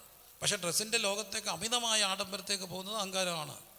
എന്നാൽ തന്നെ അമിതമായ ആ ഒരു കെയർലെസ്നെസ്സും, ഈ ചിലരൊക്കെ വളരെ ഡ്രസ്സിങ്ങിനെ കെയറായിട്ടൊക്കെ ഒട്ടും കെയറില്ലാതെ ഷർട്ടിൻ്റെ ബട്ടൺസൊക്കെ, അതിനെ ഇംഗ്ലീഷ് വിളിക്കുന്നൊരു പാടുണ്ട്, ശ്രദ്ധയോടുകൂടി അശ്രദ്ധയെന്ന്. കെയർഫുൾ കെയർലെസ്നെസ് എന്ന് പറയും. എന്താണ്? എന്നെ നിങ്ങളെല്ലാം ശ്രദ്ധിക്കാൻ വേണ്ടി ബട്ടൺസൊക്കെ ഇടാതെ നടക്കുന്നവരുണ്ട്. നമ്മളൊക്കെ കെയർലെസ് ആണ്. അല്ല, കെയർഫുൾ കെയർലെസ്നെസ്. ഞാൻ ഇങ്ങനെയാണെന്നതിലൂടെ അതൊന്നും അല്ല വിനയം. വിനയം എന്താണ്? ബാഹ്യമല്ല. പക്ഷേ ബാഹ്യമായ പ്രകടനങ്ങളിനകത്തുണ്ടാകും. 1, 2 അന്തർമുഖത്വമല്ല, ഇൻഫീരിയോറിറ്റി കോംപ്ലക്സ് ഉണ്ട്, എന്നെ ഒന്നിനും കൊള്ളത്തില്ല. 3 ഒരു താഴ്മയെന്ന് പറയുന്നത് എന്താണ്? ഒരു ഇൻഫീരിറ്റി ഉണ്ട്. ചിലരുണ്ട്, അയ്യോ എന്നെ ഒന്നിനും കൊള്ളത്തില്ലേ. അതല്ല താഴ്മ. താഴ്മ പിന്നെന്താണ്? ഒറ്റ കാര്യമാണ്, ഞാൻ ശൂന്യനാണ് കർത്താവ്, എനിക്ക് നിന്നെ കൂടാതെ ജീവിക്കാൻ കഴിയത്തില്ല. അതുകൊണ്ട് ഞാൻ എപ്പോഴും നിന്നോട് കൃപയ്ക്കായിട്ട് ചോദിക്കും. ഞാൻ നിന്നോട് എപ്പോഴും കൃപയ്ക്കായിട്ട് ചോദിക്കും. 2, ദൈവമേ എനിക്ക് നിന്നെ ആശ്രയം വേണം, പരിപൂർണ ദൈവാശ്രയം. വിശ്രമിക്കുകയും ആശ്രയിക്കുകയും ചെയ്യുന്നതാണ്. Rest and trust. ദൈവാശ്രയം, സ്വയാശ്രയമല്ല, എന്നെ കൊണ്ട് കഴിയുമെന്നല്ല. വചനം പറയുന്നു, യോഹന്നാൻ നിന്നെ പിരിഞ്ഞ് എനിക്ക് ഒന്നും ഒക്കത്തില്ല കർത്താവേ. തെളിയിച്ചില്ലേ? എത്ര വലിയ സാങ്കേതിക വിദഗ്ധരുണ്ടായിട്ടും, എത്ര വലിയ ശ്രദ്ധയോടുകൂടിയ എല്ലാ കാര്യങ്ങളും ചെയ്താലും നമുക്ക് എന്ത് ചെയ്യാൻ ഒക്കും? നിന്നെ കൂടാതെ എനിക്കൊന്നും ചെയ്യാൻ ഒക്കത്തില്ല. പക്ഷേ ഫിലിപ്പിയർ പഠിപ്പിക്കുക, എന്നെ കാണാതെ പറഞ്ഞേ, എന്നെ ശക്തനാക്കുന്നവൻ മുഖാന്തരം. ഉറക്കെ പറ, എന്നെ ശക്തനാക്കുന്നവൻ മുഖാന്തരം ഞാൻ സകലത്തിലും മതിയാകും. എന്നെ ശക്തനാക്കുന്നവൻ മുഖാന്തരം ഞാൻ സകലത്തിലും മതിയാകും. ഉറക്കെ പറഞ്ഞേ, എന്നെ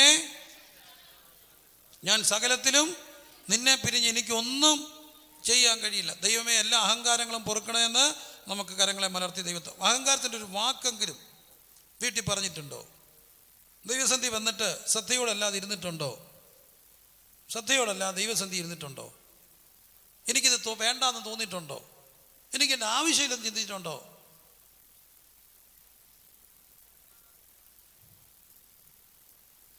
ദൈവസഭയ്ക്കകത്ത് അഹങ്കാരത്തിൻ്റെ ഒരു വാക്ക് പറഞ്ഞിട്ടുണ്ടോ? ദൈവദാസന്മാരുടെ നേരെ കൈ ചൂണ്ടി വർത്തമാനം പറഞ്ഞിട്ടുണ്ടോ? കോപ്പറേറ്റീവ് സിന്നുമാണ് ഈ സിന്ന്. ഈ പാപത്തിനൊരു കോപ്പറേറ്റീവ് ലെവലുണ്ട്. അതുകൊണ്ട് ചിലപ്പോൾ നിഷ്കളങ്കർ പോലും ഇതിൻ്റെ തെറ്റനുഭവിക്കേണ്ടി വരും. വിനയപ്പെട്ട് പ്രാർത്ഥിച്ച്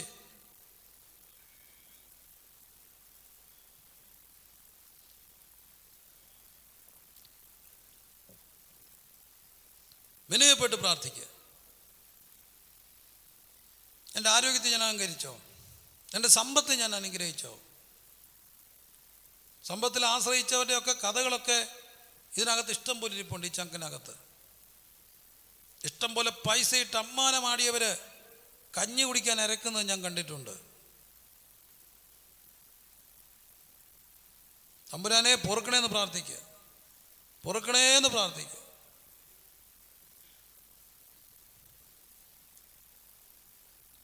താഴ്മയെന്ന് പറയുന്നത് ഇൻഫീരിറ്റി അല്ല. താഴ്മയെന്ന് പറയുന്നത് ബാഹ്യമല്ല. പക്ഷെ ബാഹ്യമായ ഒന്ന് ഇതിനകത്തുണ്ട്. പൊറുക്കണേ കർത്താവേ, എൻ്റെ സൗന്ദര്യത്തിലോ എൻ്റെ കഴിവിലോ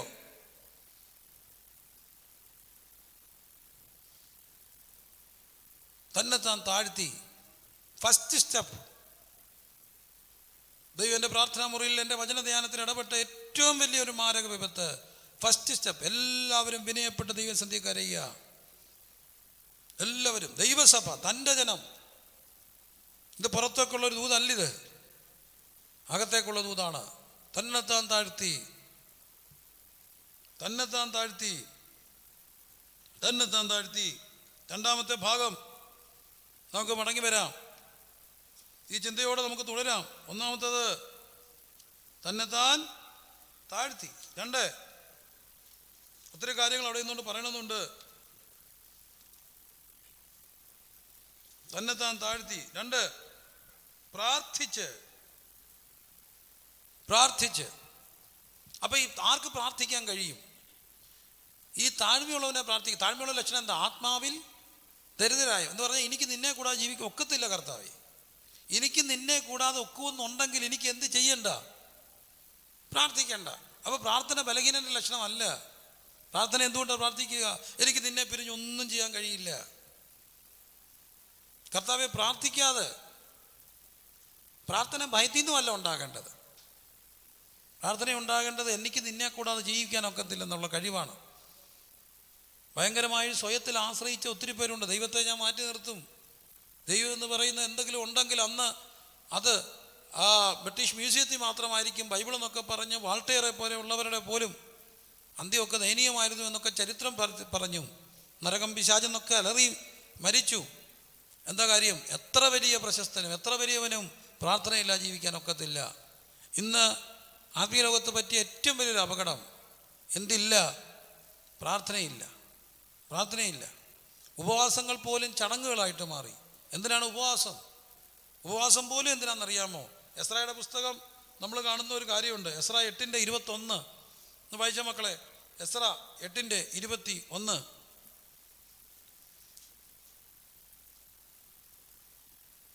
എസ്ര 8:21. അനന്തരം ഞങ്ങളുടെ ദൈവത്തിന്റെ സന്നിധിയിൽ ഞങ്ങളെ തന്നെ താഴ്ത്തേണ്ടതിനും ഞങ്ങൾക്കും ഞങ്ങളുടെ കുഞ്ഞുകുട്ടികൾക്കും ഞങ്ങളുടെ സകല സമ്പത്തിനും വേണ്ടി ശുഭയാത്ര അവനോട് യാചിക്കേണ്ടതിനും ഞാൻ അവിടെ അഹവ ആറ്റിന്റെ അരികെ വെച്ച് ഒരു ഉപവാസം പ്രസിദ്ധപ്പെടുത്തി. എന്തിനാണ് ഉപവാസത്തിന്റെ ഫസ്റ്റ് ലക്ഷ്യം? എന്താണ്? പ്രൈമറി പർപ്പസ് എന്താണ്? തങ്ങളെ തന്നെ എന്ത് ചെയ്യേണ്ടതിനാ? താഴ്ത്തേണ്ടതിനാ. അപ്പം ഉപവസിക്കേണ്ടതിൻ്റെ പോലും തന്നെത്താൻ താഴ്ത്താൻ വേണ്ടിയാ. എത്ര പേർ ദൈവത്തോട് പറയും, കർത്താവെ ഒരു താഴ്മയ്ക്ക് വേണ്ടി ഞാൻ ഉപവസിക്കാം? അവിടെ പോലും നമുക്കൊരു പോസിറ്റീവ് ഉണ്ട്. പലരും പറയാറുണ്ട്, ഞങ്ങൾ പ്രളയത്തെ അതിജീവിച്ചു. സത്യം, പ്രളയത്തെ അതിജീവിച്ചു. പക്ഷെ ഞാൻ വിശ്വസിക്കുന്ന ഒരു കാര്യമുണ്ട്. പ്രളയം ഇങ്ങനെ വന്നു കയറിയപ്പോൾ എത്രയോ പേര് കരഞ്ഞു കാണിച്ചെന്നറിയാം, കർത്താവെ പ്രാണൻ നഷ്ടപ്പെടല്ലെന്ന്. നമ്മൾ പ്രളയത്തെ അതിജീവിക്കാൻ നമ്മളെ സഹായിച്ചത് നമ്മുടെ ഒന്നിച്ചുള്ള കൂട്ടായ്മയാണ്. പക്ഷെ അപ്പം തന്നെ ദൈവത്തിൻ്റെ മഹാകൃപയാണെന്ന് വിശ്വസിക്കുന്നവർ, പ്രാണൻ നഷ്ടപ്പെടാതെ കാത്തത് ദൈവമാണെന്ന് വിശ്വസിക്കുന്നവർ കരം ഉയർത്തി ദൈവത്തിനൊന്ന് സ്തോത്രം ചെയ്താൽ അവിടെ പോലും ഒരു ധാർഷ്ട്യമല്ല വരേണ്ടത്. വാക്കുകളിൽ പോലും പോസിറ്റീവ് ചിന്തകളെല്ലാം ഉണ്ടാകണം, പോസിറ്റീവായിട്ട് സംസാരിക്കണം, ഒരിക്കലും നെഗറ്റീവ് പറയല്ലേ, അതും താഴ്മയുടെ ലക്ഷണമല്ല. ഇതെല്ലാം ബാലൻസ് ചെയ്യണം. നമ്മൾ പ്രളയത്തെ അതിജീവിച്ചു. എന്തുകൊണ്ട്? ദൈവത്തിൻ്റെ കൃപയാൽ. ദൈവത്തിൻ്റെ കൃപയാൽ, ദൈവത്തിൻ്റെ കൃപയാൽ. പ്രളയത്തിലെല്ലാം നഷ്ടപ്പെട്ടവർ ഇതിനകത്തുണ്ട്. നമ്മുടെ ശബ്ദം കേൾക്കുന്നുണ്ട്. പക്ഷെ അത് എല്ലാം നഷ്ടപ്പെട്ടു, ചുമ്മാ ഇങ്ങനെ ഇറങ്ങി വന്നവരുണ്ട്. പക്ഷെ അവരെല്ലാം ദൈവം മടക്കി വരുത്തി. ഒറ്റ കാര്യം കൊണ്ട് മഹാകൃപ. ഒരു ആയുസ് കൊണ്ട് അധ്വാനിച്ചതൊക്കെ ഒറ്റ നിമിഷം ഇങ്ങനെ കണ്ണിൻ്റെ മുമ്പിൽ ഒഴുകിപ്പോകുന്ന കണ്ടിട്ട് വന്നവർ ഇതിനകത്തിരിപ്പുണ്ട്. എങ്ങനെ തിരിച്ചു വന്നു? ഒറ്റ കാര്യം, സൈന്യത്താലല്ല, ശക്തി. അവർ ചിന്തിക്കുന്നതിന് വേഗത്തിൽ റിസ്റ്റോർ ചെയ്യപ്പെട്ടത് ദൈവകൃപയാണെന്ന് വിശ്വസിക്കുന്നവർ കരം ഉയർത്തി ദൈവത്തിന് സ്തോത്രം ചെയ്താട്ട്. അപ്പം നമുക്കൊരു ധാരണയുണ്ട്, പ്രളയം വന്നു, ഓക്കി വന്നു, അത് വന്നു, ഇതും വരും പോകും, നമ്മൾ കാണും. ആയിക്കോട്ടെ, വേണം, കാണും, 100% കാണും. അപ്പോഴും നമുക്ക് ഇവിടെ ഒരു റോളുണ്ട്. ദൈവമേ, കഴിഞ്ഞ കാലങ്ങൾ അതിജീവിക്കാൻ കൃപ തന്നത് ഞങ്ങളുടെ കഴിവല്ല, ഞങ്ങളുടെ ശക്തിയല്ല, ദൈവത്തിൻ്റെ കൃപയാണെന്നുള്ള അറിവ്. ആ കൃപയിൽ ശരണപ്പെട്ടിട്ട് വിനയപ്പെട്ട് ദൈവത്തോട് പറയണം. തന്നെത്താൻ താഴ്ത്തിയിട്ട് പ്രാർത്ഥിക്കണം. എന്തിനാ പ്രാർത്ഥിക്കുന്നത്? ദൈവമേ, ആത്മാവിൽ ദരിദ്രരായവർ, എനിക്ക് നിന്നെ കൂടാതെ ജീവിക്കാൻ കഴിയുകയില്ല. അതുകൊണ്ടൊരു പ്രഭാതത്തിൽ എന്തിനാ പ്രഭാത പ്രാർത്ഥന? രാവിലെ കിടക്കേന്ന് എഴുന്നേറ്റിട്ട് ഒറ്റ പോക്കാണ്. എനിക്ക് എല്ലാവരോടും ഉള്ള ഒരു വലിയ സങ്കടമാണിത്. കിടക്കേന്ന് എഴുന്നേറ്റിട്ട് വാട്സപ്പും ഫേസ്ബുക്കും നോക്കിയിട്ട് 10 പേർക്ക് ഷെയർ ചെയ്ത് അത് ചെയ്ത് ഇത് ചെയ്താൽ എഴുന്നേക്കുന്നേ. കിടക്കുമ്പോൾ തന്നെ ഇതിനകത്ത് കിടന്ന് പാട്ട് കേട്ടുകൊണ്ട് ഇറങ്ങുന്നു. പക്ഷേ ഒരു കാര്യം, വേദപുസ്തകത്തിൽ എഴുതിയിരിക്കുന്ന കാര്യമുണ്ട്. രാവിലെ എഴുന്നേറ്റ് കൈ മലർത്തി ദൈവത്തോട് എന്ത് ചെയ്യണം? പ്രാർത്ഥിക്കണം. വേദവസം പഠിപ്പിക്കുന്നൊരു കാര്യമുണ്ട്, ഭക്ഷണം 3 നേരം വേണമെന്ന് ഒരു നിർബന്ധവും ഇല്ല. അത് ഇന്ന് ആധുനിക സയൻസ് പഠിപ്പിച്ചിട്ടുണ്ട്. ഇപ്പം നാച്ചുറോപ്പതിക്കാരൊക്കെ പറയുന്നത് അതൊന്നും വേണ്ടതാണ്. പിന്നെ എങ്ങനെയാണ്? ഏലിയാവിന് ദൈവം ഭക്ഷണം കൊടുത്തു. എപ്പോഴൊക്കെ? കാലത്തും ഉച്ചയ്ക്കും വൈകിട്ട് വേണം. എപ്പോഴൊക്കെയാണ് ഏലിയാവിന് ഭക്ഷണം കൊടുത്തത്? ഏലിയാവിന് ഭക്ഷണം കൊടുത്ത കാക്ക എത്ര നേരം? കാലത്തും വൈകുന്നേരം അല്ലേ? 2 നേരം ഭക്ഷണം കൊടുത്തു. അപ്പോൾ ഭക്ഷണം എത്ര നേരം മതി? 2 നേരം മതി. 2 നേരം ഭക്ഷണം മതി ആരോഗ്യമുള്ളവർക്ക്. ഉച്ചയ്ക്ക് കഴിയുന്നതുകൊണ്ട് തെറ്റൊന്നുമല്ല. പക്ഷേ വേദവസം പറയും, ഞാൻ കാലത്തും ഉച്ചയ്ക്കും വൈകിട്ടും എൻ്റെ സങ്കടം ബോധിപ്പിച്ച് എന്ത് ചെയ്യണം? പ്രാർത്ഥിക്കണം. അപ്പോൾ ഭക്ഷണം എത്ര നേരം മതി? നിങ്ങളാരും അതുകൊണ്ട് പിള്ളേരാരും വെച്ചോട് കഴിക്കരുതെന്നല്ല പറഞ്ഞു. ഭക്ഷണം എത്ര നേരം മതി? 2 നേരം മതി. പക്ഷെ പ്രാർത്ഥന എത്ര നേരം വേണം? 3 നേരം മിനിമം വേണം. എന്താ കാര്യം എന്നറിയാമോ? എനിക്ക് പ്രാർത്ഥന എൻ്റെ ജീവശ്വാസമാണ്. അതുകൊണ്ട് രാവിലെ എഴുന്നേറ്റിട്ട് ദൈവത്തോടൊന്ന് കരം മലർത്തി പ്രാർത്ഥിക്കും. ഈ സമയത്തെങ്കിലും സ്കൂളിൽ പോകണ്ടായല്ലോ, തിരക്കുകൾ ഒഴിഞ്ഞല്ലോ, കർത്താവേ പ്രഭാതത്തിൽ ഒരു അരമണിക്കൂർ പ്രാർത്ഥിക്കാനുള്ളൊരു കൃപ തരണമേന്ന് എത്ര പേരൊന്ന് തീരുമാനത്തോടെ ദൈവത്തോടൊന്ന് പ്രാർത്ഥിക്കും. കാരണം എനിക്ക് ഇന്ന് ദിവസം ജീവിക്കണമെങ്കിൽ ആരുടെ കൃപ വേണം? ദൈവത്തിൻ്റെ കൃപ വേണം. വേണ്ടേ? ഇന്നത്തെ ദിവസം ജീവിക്കണമെങ്കിൽ പ്രാർത്ഥന ബലഹീൻ്റെ ലക്ഷണമല്ല, അവനറിയാം. പക്ഷേ എന്നെ ശക്തനാക്കുന്ന കർത്താവുണ്ട്, അവൻ്റെ സന്നിധി പ്രാർത്ഥിക്കണം. തന്നെത്താൻ എന്ത് ചെയ്യണം? താഴ്ത്തിയാൽ പോരാ. എന്ത് ചെയ്യണം? താഴ്മയുള്ളവൻ ദൈവസന്നിധിയിൽ എന്ത് ചെയ്യും? പ്രാർത്ഥിക്കും. അവനറിയാം എനിക്ക് ദൈവാശ്രയം വേണം, എനിക്ക് ദൈവമില്ലാതെ എന്ത് ചെയ്യാൻ ഒക്കത്തില്ല, ജീവിക്കാൻ ഒക്കത്തില്ല. ദൈവമേ തന്നെത്താൻ താഴ്ത്തി. 2 പ്രാർത്ഥിച്ച്. 3-ാമത്തെ കാര്യം എന്തന്വേഷിക്കണം? ദൈവത്തിൻ്റെ മുഖം എന്ത് ചെയ്യണം? അന്വേഷിക്കണം. വേദവസം കാണിക്കും, തങ്കൽ ഏകാഗ്രതമാർക്ക് വേണ്ടി തന്നെത്താൻ ബലവാനെന്ന് കാണിക്കേണ്ടതിന് അവൻ്റെ കണ്ണ് ഭൂമിയിലൊക്കെയും സഞ്ചരിച്ചു കൊണ്ടിരിക്കുന്നു. ദൈവത്തെ അന്വേഷിക്കുന്ന ബുദ്ധിമാനുണ്ടോ എന്ന് കാണുവാൻ ദൈവം നോക്കുന്നു. വായിച്ചിട്ടില്ലേ? ദൈവത്തെ അന്വേഷിക്കുന്ന ആരുണ്ടോ? ബുദ്ധിമാൻ. ദൈവത്തെ മറക്കുന്നവരെ ഇത് ഓർത്തുകൊള്ളുവിൻ, ദൈവം ഇല്ല എന്ന് മൂഢൻ. പക്ഷെ ആരാ ബുദ്ധിമാൻ? ഈ സമയത്ത് എല്ലാവരും ചോദിക്കുന്നുണ്ട്, എന്തിയ രോഗശാന്തി പരപ്രാപ്തർ, എന്തിയ അവര്, എന്തിയ ഇവര്, എന്തിയ ആൾ ദൈവങ്ങൾ? അതെല്ലാം ഒരു സൈഡ് ശരിയായിരിക്കാം. കാരണം വേദപുസ്തകത്തെയും സുവിശേഷത്തെയും ഒക്കെ വിൽപ്പന ചരക്കാക്കി മാറ്റിയ, ഇതൊരു കോപ്പറേറ്റീവിൻ്റെ ഒരു മാർക്കറ്റിംഗ് ആക്കി മാറ്റിയവരൊക്കെ ഉണ്ട്. അതൊന്നും നിഷേധിക്കുന്നില്ല. പക്ഷേ ഒരു കാര്യം എനിക്കറിയാം, പ്രാർത്ഥന ബലഹീൻ്റെ ലക്ഷണമല്ല. ഏത് പ്രതിസന്ധിയെയും അതിജീവിക്കാൻ നമ്മളെ ശക്തീകരിക്കുന്ന ദൈവത്തിൻ്റെ പ്രാർത്ഥനയാണ്, നമ്മൾ ദൈവത്തോടുള്ള പ്രാർത്ഥനയാണ്. കർത്താവെ ഞങ്ങൾ പ്രാർത്ഥിക്കും. ഈ സമയത്ത് അധികമായി പ്രാർത്ഥിക്കാൻ എത്ര പേർ ദൈവത്തോട് പ്രാർത്ഥിക്കും, തീരുമാനിക്കും? അങ്ങനെയുള്ളവർ ദൈവത്തിൻ്റെ ഒന്ന് പ്രാർത്ഥിച്ചാട്ട്. ഈ സമയങ്ങളിൽ ആർക്കും പുറത്തു പോകണ്ട. ഈ പുറത്തു പോകാത്ത സമയം മുഴുവൻ മൊബൈലിനകത്തിരുന്ന് സമയം കളയുന്നവരാണ് ഭൂരിപക്ഷവും. നിങ്ങളെല്ലാവരും കേട്ടാൽ കൊറോണ വൈറസ്, ഇത് ബാധ, ആ ബാധ, ആ ചർച്ച, ഈ ചർച്ച, ഇതെല്ലാം കേൾക്കണം. 1/2 മണിക്കൂർ എന്താ അത്യാവശ്യം സംഭവിക്കുന്ന അറിയണം. ബാക്കി അത്യാവശ്യമൊക്കെ നോക്കുക. അതിനിടയ്ക്ക് ആ പോസ്റ്റ് ഈ പോസ്റ്റ് ഇതിൻ്റെ പുറകെ പോയി സമയം കളയരുത്. എമർജൻസി ഒരു അരമണിക്കൂർ എന്താ സംഭവിക്കുക? ഒന്ന് പത്രം നോക്കി ഒരു അത്യാവശ്യം വാർത്ത കേട്ട് ഒരു വാർത്തയോ വല്ലതൊന്ന് കേട്ട് എന്താ സംഭവിക്കുന്നത് മനസ്സിലാക്കണം.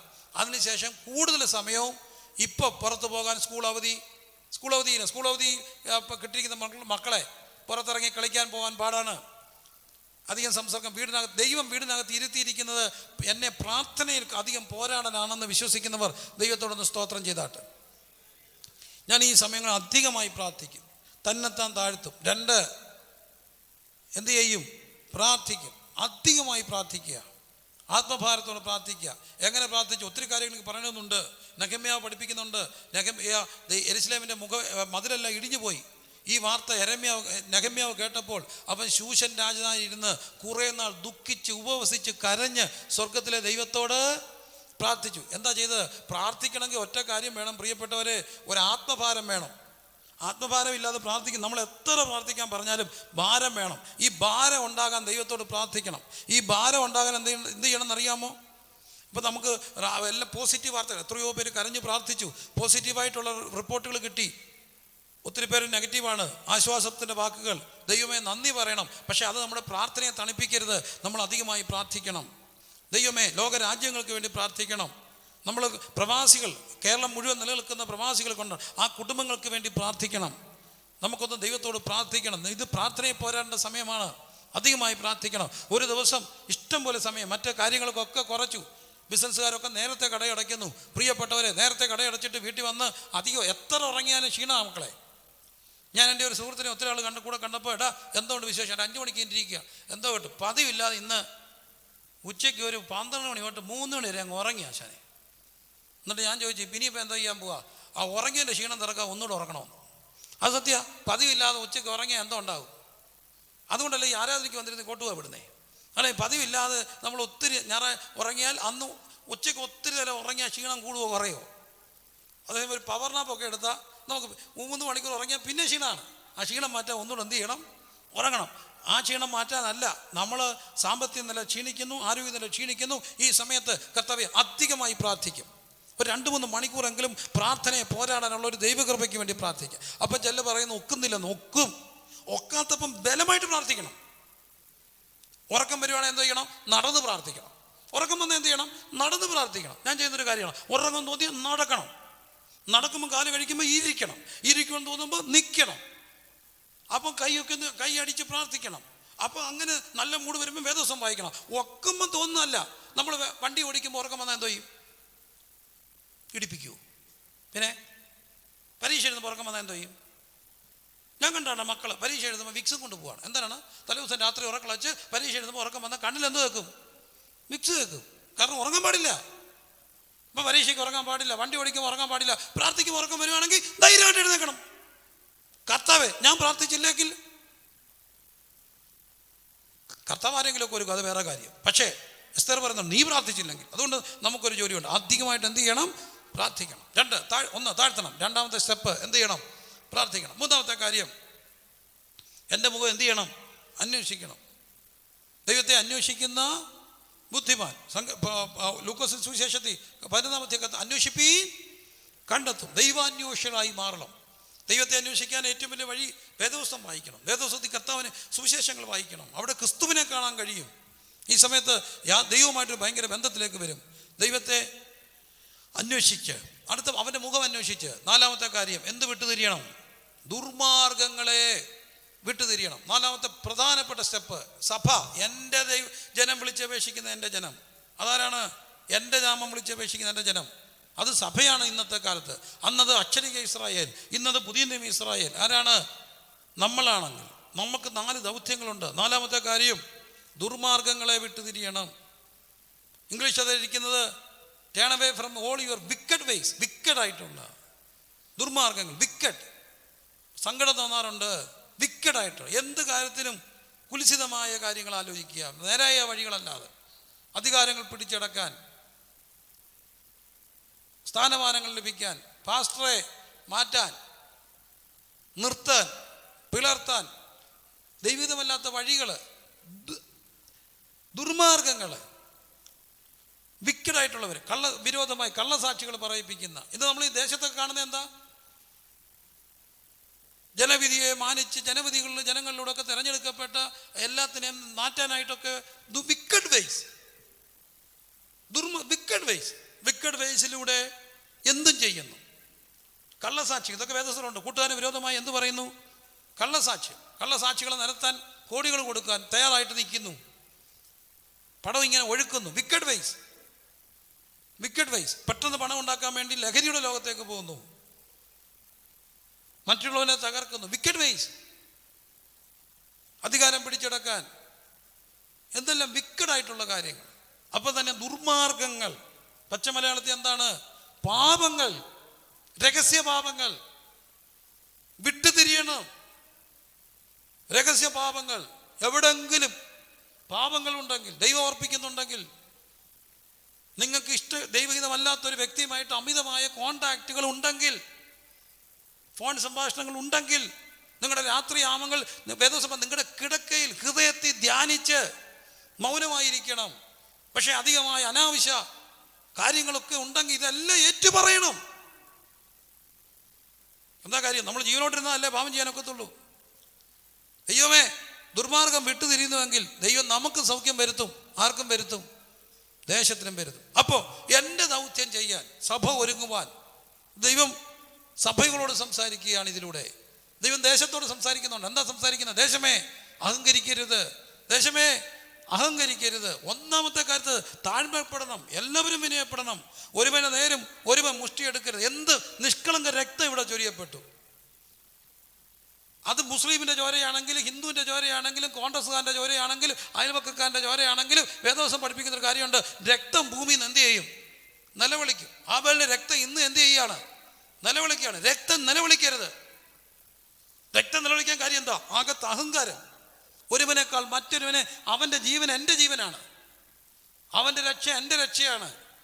ദൈവമേ നിഷ്കളങ്ക രക്തം ഈ ഭൂമി ചൊരിഞ്ഞില്ലേ? 1, 2 കുടുംബങ്ങൾക്കകത്ത് പാവം പിടിച്ച സഹോദരിമാരുടെ ചോര നെഞ്ചിനകത്തുനിന്ന് വീണില്ലേ?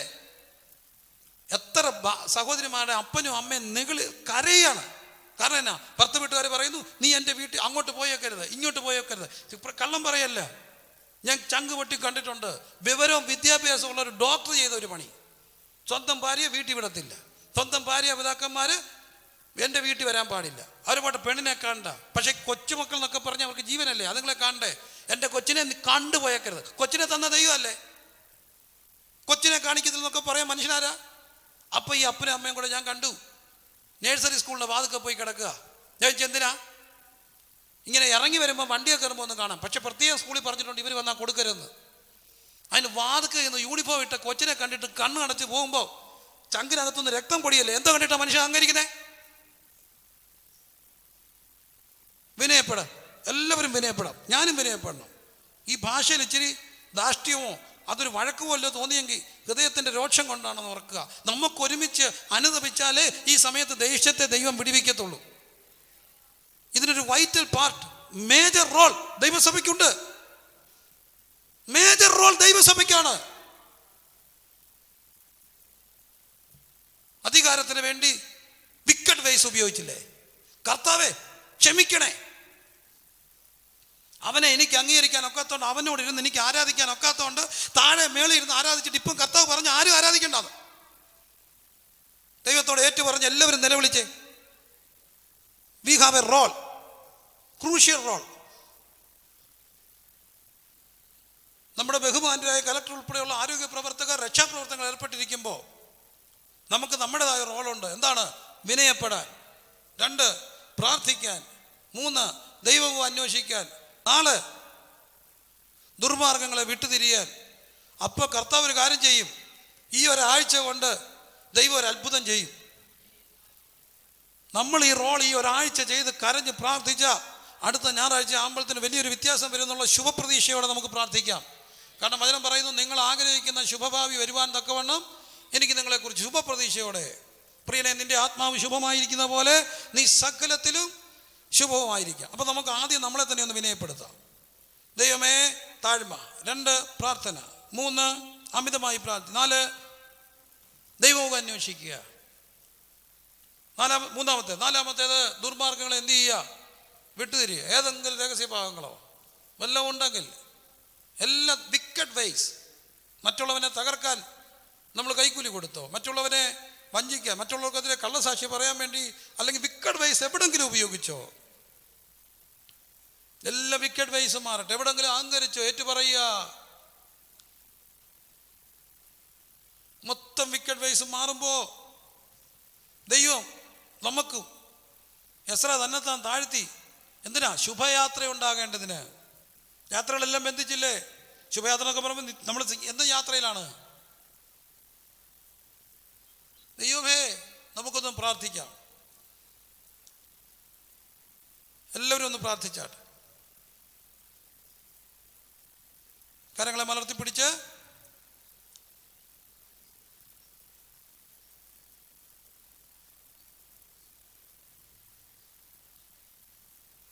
കരങ്ങളെല്ലാം മലർത്തി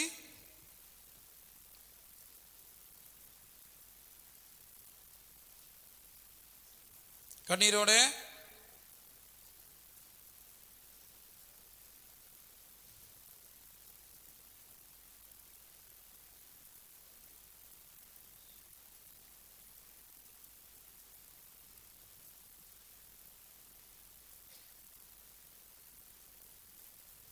നിലവിളിയോടെ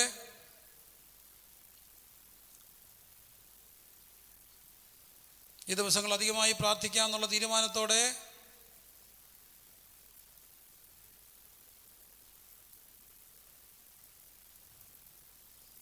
പ്രാർത്ഥിക്കുമ്പോൾ ദൈവം ദേശത്തിന് സൗഖ്യം കൊടുക്കും. ദേശത്തിന് സൗഖ്യം കൊടുക്കും. ഇതൊരു തിന്മയായി വന്നെങ്കിലും നിർണയപ്രകാരം വിളിക്കപ്പെട്ടവരുടെ ജീവിതത്തിൽ സംഭവിക്കുന്ന എല്ലാം നന്മയ്ക്കാക്കി മാറ്റാം. ദൈവമേ, ഞങ്ങൾ പ്രാർത്ഥിക്കുന്നു. ഞങ്ങളുടെ റോള് താഴ്ത്തുന്നു, വിനയപ്പെടുന്നു. ദുർമാർഗങ്ങളെ വിട്ടുതിരിയാനുള്ള കൃപയ്ക്ക് വേണ്ടി പ്രാർത്ഥിക്കുന്നു. ദൈവവും അന്വേഷിക്കുന്നു. അപ്പോൾ അങ്ങ് പറഞ്ഞ് ദേശത്തിന് സൗഖ്യം വരുത്തും. എന്നിട്ട് ഞങ്ങൾ കർത്താവെ നിന്റെ സന്ധി ഞങ്ങളുടെ റോളുകൾക്കായി ഞങ്ങളെ ഒരുക്കിയാട്ട്. യേശുവിൻ്റെ നാമത്തിൽ ആമേൻ. ഇനി നമുക്ക് പ്രാർത്ഥിക്കാൻ പോകുകയാണ്. പ്രാർത്ഥിക്കാം. എല്ലാവരും ശബ്ദം ഉയർത്തി ചില നിമിഷങ്ങൾ മധ്യസ്ഥയ്ക്കായിട്ടെടുക്കും. ഈ ഒരു COVID-19 വ്യാപനം തടയാൻ വേണ്ടി നമുക്ക് ദൈവത്തോടൊന്ന് പ്രാർത്ഥിക്കാം. ലോകരാജ്യങ്ങളിൽ, പ്രത്യേകിച്ച് ആഫ്രിക്ക പോലുള്ള രാജ്യങ്ങൾ, കേരളം പ്രബുദ്ധമായതുകൊണ്ടും കേരളം വിദ്യാസമ്പന്നമായതുകൊണ്ടും കേരളത്തിലെ ജനങ്ങൾ വളരെ എന്തെല്ലാം കക്ഷി രാഷ്ട്രീയ മതചിന്തകളൊക്കെ ഉണ്ടെങ്കിലും ഒരു വിഷയം ഉണ്ടാകുമ്പോൾ ഒന്നിക്കുന്നവരായതുകൊണ്ട് നമുക്കൊരു പരിധി വരെയൊക്കെ ഇതിനെ അതിജീവിക്കാൻ ദൈവം കൃപ ചെയ്തു. ഇനിയും സഹായിക്കും. പക്ഷേ വടക്കേന്ത്യൻ ഗ്രാമങ്ങളുടെ സ്ഥിതി ഇതല്ല. നമുക്ക് വടക്കേന്ത്യയിലേക്കൊന്നും ഇത് വരാതിരിക്കാൻ പ്രാർത്ഥിച്ചിട്ട് നമ്മുടെ രാജ്യത്തിന് വേണ്ടി നമ്മുടെ ജോലി പ്രാർത്ഥനയാണ്. നമ്മളത് ചെയ്യും. കഴിഞ്ഞ നാളുകളിലൊക്കെ നമുക്കറിയാം, അമേരിക്ക ഇതൊരു നാഷണൽ പ്രെയർ ഡേ ആയിട്ട് ആഹ്വാനം ചെയ്തിരിക്കുകയാണ്. മാർച്ച് 15. നമുക്കും ഈ ഒരു സമയത്ത് ഒരുമിച്ച് പ്രാർത്ഥിക്കാം. എല്ലാവരും പ്രാർത്ഥനയിൽ പങ്കുചേർന്ന് കരഞ്ഞ് ദൈവത്തോടൊന്ന് പ്രാർത്ഥിക്കുക. ദൈവമേ, ദൈവമേ, ദൈവമേ, ദൈവമേ, ദൈവമേ, ഞങ്ങളുടെ ദേശത്തോട് കരുണ തോന്നണേ. Hallelujah, hallelujah, hallelujah, hallelujah. നമുക്ക് പ്രാർത്ഥിക്കാം. ഈ സമയത്ത് മുഴങ്കാലുമേ നിൽക്കാവുന്നവരൊക്കെ മുഴങ്കാലുമേ നിന്ന് അല്പസമയം നമ്മുടെ ഒരു ബോഡി ലാംഗ്വേജ്, അങ്ങനെ ഒരു ഇതുണ്ട്, മുഴങ്കാലുമേ നിന്ന് പ്രാർത്ഥിക്കുന്നതായിട്ട് ദൈവത്തിൻ്റെ വചനം ഉള്ളതുകൊണ്ട് നമുക്ക് ആ സമയത്ത് മുഴങ്കാലുമേ നിൽക്കാവുന്നവരൊക്കെ മുഴങ്കാലുമേ നിന്ന് പ്രാർത്ഥിക്കും.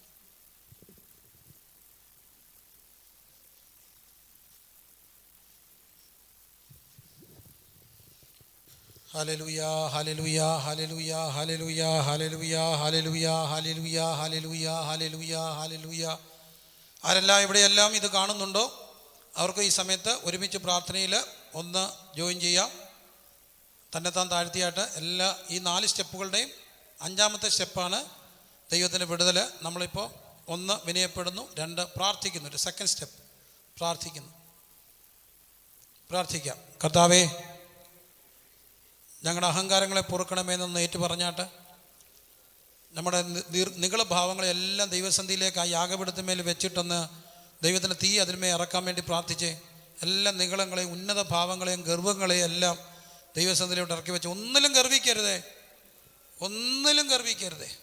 ഒറ്റ വാക്കെങ്കിലും അഹങ്കാരത്തിൻ്റെ ഒരു വായിന്ന് വന്നിട്ടുണ്ടെങ്കിൽ ഇപ്പോൾ ഏറ്റു പറഞ്ഞേ നമുക്ക് വേണ്ടി, നമ്മുടെ കുടുംബത്തിൻ്റെ രക്ഷയ്ക്ക് വേണ്ടി, നമ്മുടെ നാടിൻ്റെ രക്ഷയ്ക്ക് വേണ്ടി, രാജ്യത്തിൻ്റെ രക്ഷയ്ക്ക് വേണ്ടി, ദേശത്തിൻ്റെ രക്ഷയ്ക്ക് വേണ്ടി നമുക്ക് നമ്മുടെ എല്ലാ അഹങ്കാരങ്ങളും, നമ്മളൊരു ക്രീമാണ്, ക്രീം ഓഫ് ദ സൊസൈറ്റി. കർത്താവ് എന്നും പ്രവർത്തിക്കുന്ന in and through the church. സഭ കർത്താവിൻ്റെ ബോഡിയാണ്. ഈ ബോഡിയൊക്കെ ഭയങ്കര റെസ്പോൺസിബിലിറ്റി ഉണ്ട്. ദൈവമേ, ഞങ്ങൾ വിനയപ്പെട്ട് പ്രാർത്ഥിക്കുന്നു. ഞങ്ങളുടെ എല്ലാ അഹങ്കാരങ്ങളും ദുർമാർഗങ്ങളും എല്ലാം ഞങ്ങളോട് ഇപ്പോൾ പൊറുക്കണേ. പുറത്തിട്ട് അങ്ങയുടെ കരം ദേശത്തിന്മേൽ ചലിക്കണമേ. ഞങ്ങൾ ഒരുമിച്ച് പ്രാർത്ഥിക്കാം. നമ്മുടെ റാന്നിക്കായി പ്രാർത്ഥിക്കാം. കൊറോണ നിരീക്ഷണത്തിലായിരിക്കുന്ന മുഴുവൻ പേർക്കും നെഗറ്റീവ് കിട്ടി. എന്നാൽ ഇനി ആരെങ്കിലുമൊക്കെ ഉണ്ടെങ്കിൽ അവരെ എല്ലാം ദൈവം പൂർണ്ണ നെഗറ്റീവോടെ വിടുവിക്കുന്നതിന് വേണ്ടി നമുക്ക് ദൈവത്തോടൊന്ന് പ്രാർത്ഥിച്ചാട്ട്, കരമുയർത്തി പ്രാർത്ഥിച്ചാട്ട് ഈ സമയത്ത് കർത്താവേ, മുഴുവൻ പേരെയും ദൈവം പൂർണ്ണ നെഗറ്റീവ് റിപ്പോർട്ട് കൊടുക്കണമെന്ന് നമുക്ക് ദൈവത്തോട് പ്രാർത്ഥിക്കാം. രണ്ടാമതായിട്ട് വൃദ്ധ മാതാപിതാക്കളുണ്ട്, അവരെ ഇത് സ്പർശിക്കരുത്. പ്രത്യേകിച്ച് ഒരു കൊറോണ മരണം പോലും ഇനി റിപ്പോർട്ട് ചെയ്യപ്പെടാതിരിക്കാൻ നമുക്ക് അങ്ങ് ദൈവത്തോട് പ്രാർത്ഥിക്കാം. ആശുപത്രിയിലായിരിക്കുന്ന പ്രത്യേകിച്ച് നമുക്കറിയാവുന്ന മാതാവിനെയും ഒക്കെ പ്രത്യേകം ഓർത്ത് പ്രാർത്ഥിക്കാം. ദൈവം അവരെ സുഖപ്പെടുത്താൻ നമുക്ക് ദൈവത്തോട് പ്രാർത്ഥിക്കാം. ദൈവത്തിൻ്റെ കരുണയുടെ കരം. ഐസൊലേറ്റഡ് ആയിരിക്കുന്ന ഒത്തിരി പേരുണ്ട്. അവർ പലരും പണിക്കാരാണ്, ജോലിക്ക് പോകേണ്ടവരുണ്ട്. അവർ ജോലിക്ക് പോകാത്തതുകൊണ്ട് അവരുടെ കുടുംബങ്ങൾ പട്ടിണിയാകാതിരിക്കാൻ നമുക്ക് ദൈവത്തോട് പ്രാർത്ഥിക്കാം. Hallelujah, hallelujah, hallelujah. എല്ലാവരും സ്തോത്രം ചെയ്ത് ഈ സമയത്ത് ഓരോരുത്തരായിട്ട് ഈ വിഷയത്തിനോട് പറയുമ്പോൾ കുറേ നേരം അതിനുവേണ്ടി മാത്രം സ്തോത്രം ചെയ്തായിട്ട് ഐസൊലേറ്റഡ് ആയിട്ടുള്ള മുഴുവൻ കുടുംബങ്ങളെയും ദൈവത്തിൻ്റെ കരങ്ങളിലേക്ക് ഏൽപ്പിച്ച് പ്രാർത്ഥിച്ച്, മക്കൾ നേരെ നിന്ന് കരം മലർത്തി പ്രാർത്ഥിച്ച്, വളരെ സീരിയസ് ആയിട്ടുള്ള പ്രാർത്ഥനയാണ്. എല്ലാവരും പ്രാർത്ഥനയിൽ പോരാടണം. ആരും ഈ നിമിഷങ്ങളിൽ അസ്വസ്ഥരായിട്ടോ അലംഭാവത്തോടെ ഇരിക്കരുത്. കർത്താവെ, ഞങ്ങൾ പ്രാർത്ഥിക്കുന്ന ഈ സമയത്ത്, അവിടെ പ്രാർത്ഥിക്കുന്ന സമയത്ത് തന്നെ ദൈവത്തിൻ്റെ കരുണ ആ മക്കളുടെ മേൽ കർത്താവ് വ്യാപരിക്കണമേ. അവർക്ക് വഴിയും വാതിലും തുറന്നു കൊടുക്കണമേ. കർത്താവ് എല്ലാ ആരോഗ്യരക്ഷാ പ്രവർത്തകരെയും നമ്മൾ ഓർക്കാൻ ജീവൻ പോലും കളഞ്ഞ് കുടുംബത്തിൽ എല്ലാം മാറ്റി വെച്ച് അവർ പ്രവർത്തിക്കുകയാണ്. അവരെ ദൈവം ശക്തീകരിക്കാൻ നമുക്ക് പ്രാർത്ഥിക്കാം. അവരിലേക്കൊന്നും ഈ പകർച്ചവ്യാധി ഉണ്ടാകാതിരിക്കാൻ എല്ലാ ആരോഗ്യരക്ഷാ പ്രവർത്തകരെയും നമുക്ക് ദൈവകരങ്ങളിലേക്ക് ഉയർത്തി പ്രാർത്ഥിക്കാം. Hallelujah, hallelujah. അവർക്കും കുടുംബവും കുഞ്ഞുങ്ങളും എല്ലാം ഉണ്ട്. പക്ഷേ എല്ലാം മറന്നാണ് അവർ പോകുന്നത്. ഞാൻ ഈ കഴിഞ്ഞ ദിവസം ചൈനയിലെ ഒരു നേഴ്സസിൻ്റെ ഒരു ഇത് കണ്ടു. അവർക്ക് ഈ വലിയ ടൈറ്റ് കുപ്പായമൊക്കെ മുറുക്കി ഇടുന്നതുകൊണ്ട് അവർക്ക് വാഷ്റൂമിൽ പോകാനൊക്കത്തില്ല. അതുകൊണ്ട് അവർ ഇങ്ങനെ ഡയപ്പറൊക്കെ ഇതിൻ്റെ അങ്ങനെയുള്ള പ്രിക്കോഷൻസൊക്കെ എടുത്ത് പാവങ്ങൾ മാസ്കൊക്കെ വെച്ച് ആ മുഖം എല്ലാം കറുത്ത് അത്രയും ഭാഗത്ത് പാട് വന്നിരിക്കുന്നു. അവരാർക്ക് വേണ്ടിയാണ് ഇതെല്ലാം ചെയ്യുന്നത്? ജനത്തിന് വേണ്ടിയാണ്. എല്ലാ നേഴ്സസിനെയും ഡോക്ടേഴ്സിനെയും പ്രത്യേകം ഒന്ന് കരങ്ങൾ ഉയർത്തി പ്രാർത്ഥിക്കുക. അവരും മനുഷ്യരല്ലേ, അവരെ നമ്മൾ പ്രാർത്ഥനയെ ഉയർത്തണം. ദൈവമേ, അവർ കർത്താവിൻ്റെ സൗഖ്യദായക ശുശ്രൂഷയുടെ ഭാഗമായിട്ടാണ് നിൽക്കുന്നത്. ദൈവം രോഗിക്ക് വൈദ്യനെ കൊണ്ട് ആവശ്യമുണ്ട്. ദൈവമേ, അവരെ ദൈവം ബലപ്പെടുത്താൻ ഞങ്ങൾ അങ്ങയോട് പ്രാർത്ഥിക്കുന്നു. അവരെ എല്ലാവരും ഓർത്ത് പ്രാർത്ഥിക്കണം, എന്നും പ്രാർത്ഥിക്കണം. ആരോഗ്യരക്ഷാ പ്രവർത്തകർ, നമ്മുടെ കലക്ടർക്ക് വേണ്ടി പ്രാർത്ഥിക്കാം. അദ്ദേഹം ഏറ്റവും ശക്തവും ഉചിതവുമായ ഇടപെടലുകളാണ് നടത്തിയത്. അവരെ ദൈവം ശക്തീകരിക്കാൻ പ്രാർത്ഥിക്കും. നമ്മുടെ മുഴുവൻ ജനപ്രതിനിധികൾ അവർ വളരെ നല്ല നിലയിൽ ഈ കാര്യത്തോട് ഇടപെടുന്നു. പ്രത്യേകിച്ച് നമ്മുടെ റാന്നി MLA, 18 MP, ജില്ലയിലുള്ള മുഴുവൻ MLA-മാരെ അവരെ എല്ലാം ദൈവകരങ്ങളിലേക്ക് ഒരു പ്രാർത്ഥിക്കാം. കേരള സംസ്ഥാനം ഭരിക്കുന്ന മുഖ്യമന്ത്രി വേണ്ടി, ആരോഗ്യമന്ത്രി തുടങ്ങിയവരെ എല്ലാം ദൈവകരങ്ങളിലേക്ക് ഉയർത്തി പ്രാർത്ഥിക്കാം. പ്രത്യേകിച്ച് ഇറ്റലിയിൽ നിന്നൊക്കെ വന്ന ആ സഹോദരങ്ങളെയൊക്കെ അവരുടെ ഉണ്ടായ മാനസിക പീഡകളുണ്ട്. അവർക്ക് ദൈവം സ്വസ്ഥതയും സമാധാനം കൊടുക്കുവാൻ നമുക്ക് ദൈവത്തോട് പ്രാർത്ഥിക്കാം. അവരെ സുഖപ്പെടുത്താൻ പ്രാർത്ഥിക്കാം. അവരെ പഴി പറയേണ്ട സമയമല്ല, അവരെ നമ്മൾ കരങ്ങൾ ഉയർത്തി പ്രാർത്ഥിക്കാം. അവരും വല്ലാതെ മാനസിക സമ്മർദ്ദത്തിലൂടെ ഈ സമയത്ത് കടന്നു പോകുന്നു. അവരെ നമുക്ക് ദൈവകരങ്ങൾ ഉയർത്തി പ്രാർത്ഥിക്കാം. വിദേശികളായിട്ടുള്ളവർ വന്നിട്ട് അനേക സ്ഥലത്ത് സഞ്ചരിച്ചു, അതിൻ്റെ ഭയമുണ്ട്. ആ ഭയമെല്ലാം മാറി അങ്ങനെയുള്ളവരിലേക്ക് ഒന്നും ഇതുണ്ടാകാതെ ഇനി വ്യാപനം തടയുവാൻ നമുക്ക് പ്രത്യേകിച്ച് വടക്കേന്ത്യൻ ഗ്രാമങ്ങളെയും വടക്കേന്ത്യൻ സംസ്ഥാനങ്ങളെയും ദൈവകരങ്ങൾ ഉയർത്തി പ്രാർത്ഥിക്കാം. Hallelujah, hallelujah, hallelujah. കർത്താവേ, ഞങ്ങൾ വടക്കേന്ത്യൻ ഗ്രാമങ്ങൾക്ക് വേണ്ടി പ്രാർത്ഥിക്കുന്നു. സാധുക്കളായിട്ടുള്ള കർത്താവേ, ഗ്രാമവാസികളിലേക്ക് ഇത് പടരല്ലേ. എൻ്റെ ദൈവമേ, ഈ രാജ്യത്തോട് കരുണ തോന്നണമേ. ഇവിടെ പോപ്പുലേഷൻ കൂടുതലാണ്, ജനസാന്ദ്രത കൂടുതലാണ്. എൻ്റെ ദൈവമേ, ഞങ്ങൾ അങ്ങയോട് പ്രാർത്ഥിക്കുന്നു. ഞങ്ങളുടെ സാധുക്കളോട് കരുണ തോന്നണമേ, സഹായിക്കണമേ.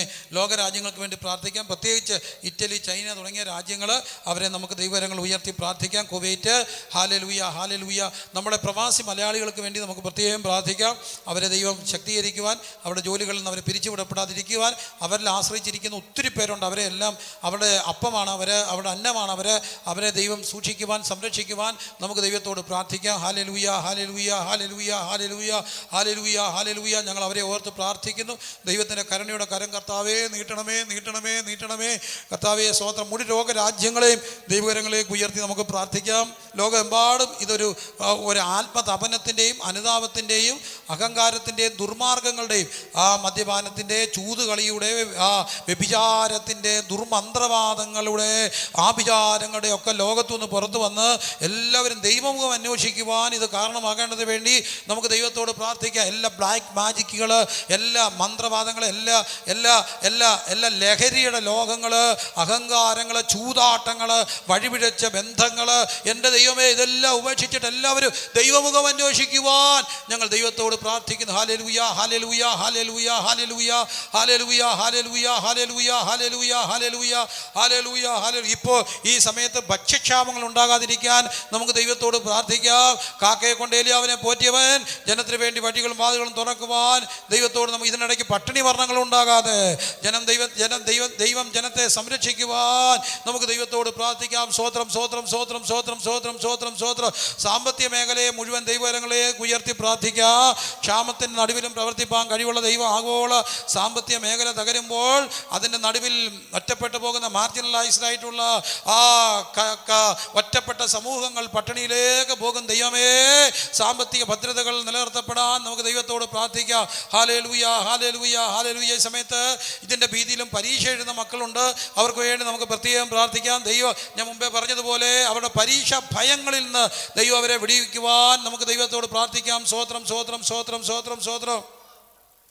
ഈ സമയത്ത് മുഴുവൻ സഭാവിശ്വാസികളും അധിക സമയം പ്രാർത്ഥനയെ ചെലവഴിക്കേണ്ടതിന് വേണ്ടി ദൈവം അവർക്കൊരു ഭാരം കൊടുക്കുവാൻ, എസ്തേറിനെ പോലെ നെഹമ്യാവ് ഇങ്ങനെ കരഞ്ഞതുപോലെ, ഓ ഹല്ലേലൂയ, ഹല്ലേലൂയ, ഹല്ലേലൂയ, എപ്പഫ്രാസ് പ്രാർത്ഥനയിൽ പോരാടിയതുപോലെ ഈ സമയങ്ങളിൽ പ്രാർത്ഥനയിൽ ഒരു പോരാട്ടം കഴിക്കുവാൻ എല്ലാവരെയും ദൈവം ഇങ്ങനെ ഞാൻ നിന്നെ വശീകരിച്ച് മരുഭൂമിയിലേക്ക് കൊണ്ടുപോകുമെന്ന് പറഞ്ഞതുപോലെ ദൈവം പലരെയും വീടിനകത്ത് ഇരുത്തിയിരിക്കുകയാണ്. ഈ സമയത്ത് അധികമായി പ്രാർത്ഥനയിൽ പോരാടാൻ, ദൈവവും അന്വേഷിക്കുവാൻ, ദൂതുകൾ ലഭിക്കുവാൻ ഹല്ലേലൂയ ദൈവം ഇടയാക്കുന്ന ഒരു ഭാരം നമ്മുടെ അകത്തേക്ക് കർത്താവ് തരാൻ നമുക്ക് ദൈവത്തോട് പ്രാർത്ഥിക്കാം. പ്രാർത്ഥനയിൽ പോരാടുവാൻ ഉള്ള കൃപ തരണമേ, കൃപ തരണമേ, കൃപ തരണമേ. ഞങ്ങൾ അങ്ങയുടെ സന്നിധി പ്രാർത്ഥിച്ച് സമർപ്പിക്കുന്നു. എല്ലാവരും ചില നിമിഷങ്ങൾ കർത്താവിൻ്റെ വചനം പറയുന്നു, പ്രാർത്ഥിക്കുമ്പോൾ ലഭിച്ചു എന്നുള്ള വിശ്വാസത്തോടെ പ്രാർത്ഥിക്കും. വിശ്വാസത്തോടെ പ്രാർത്ഥന രോഗിക്ക് സുഖം വരും. അവൻ യഹോവ റാഫ, ദേശത്തിന് എന്ത് വരും? സൗഖ്യം തരും ദൈവം. കർത്താവേ ഞങ്ങളുടെ ദേശത്തിന് സൗഖ്യം തരണമേ. ഈ പ്രാർത്ഥന അങ്ങ് കേട്ടതിനായി സ്തോത്രം. അങ്ങ് പ്രസാദിച്ചതെന്ന് ഞങ്ങൾ വിശ്വസിക്കുന്നു. ഞങ്ങൾ അങ്ങയെ സ്തുതിക്കുന്നു, ആരാധിക്കുന്നു. യേശുവിൻ നാമത്തിൽ തന്നെ.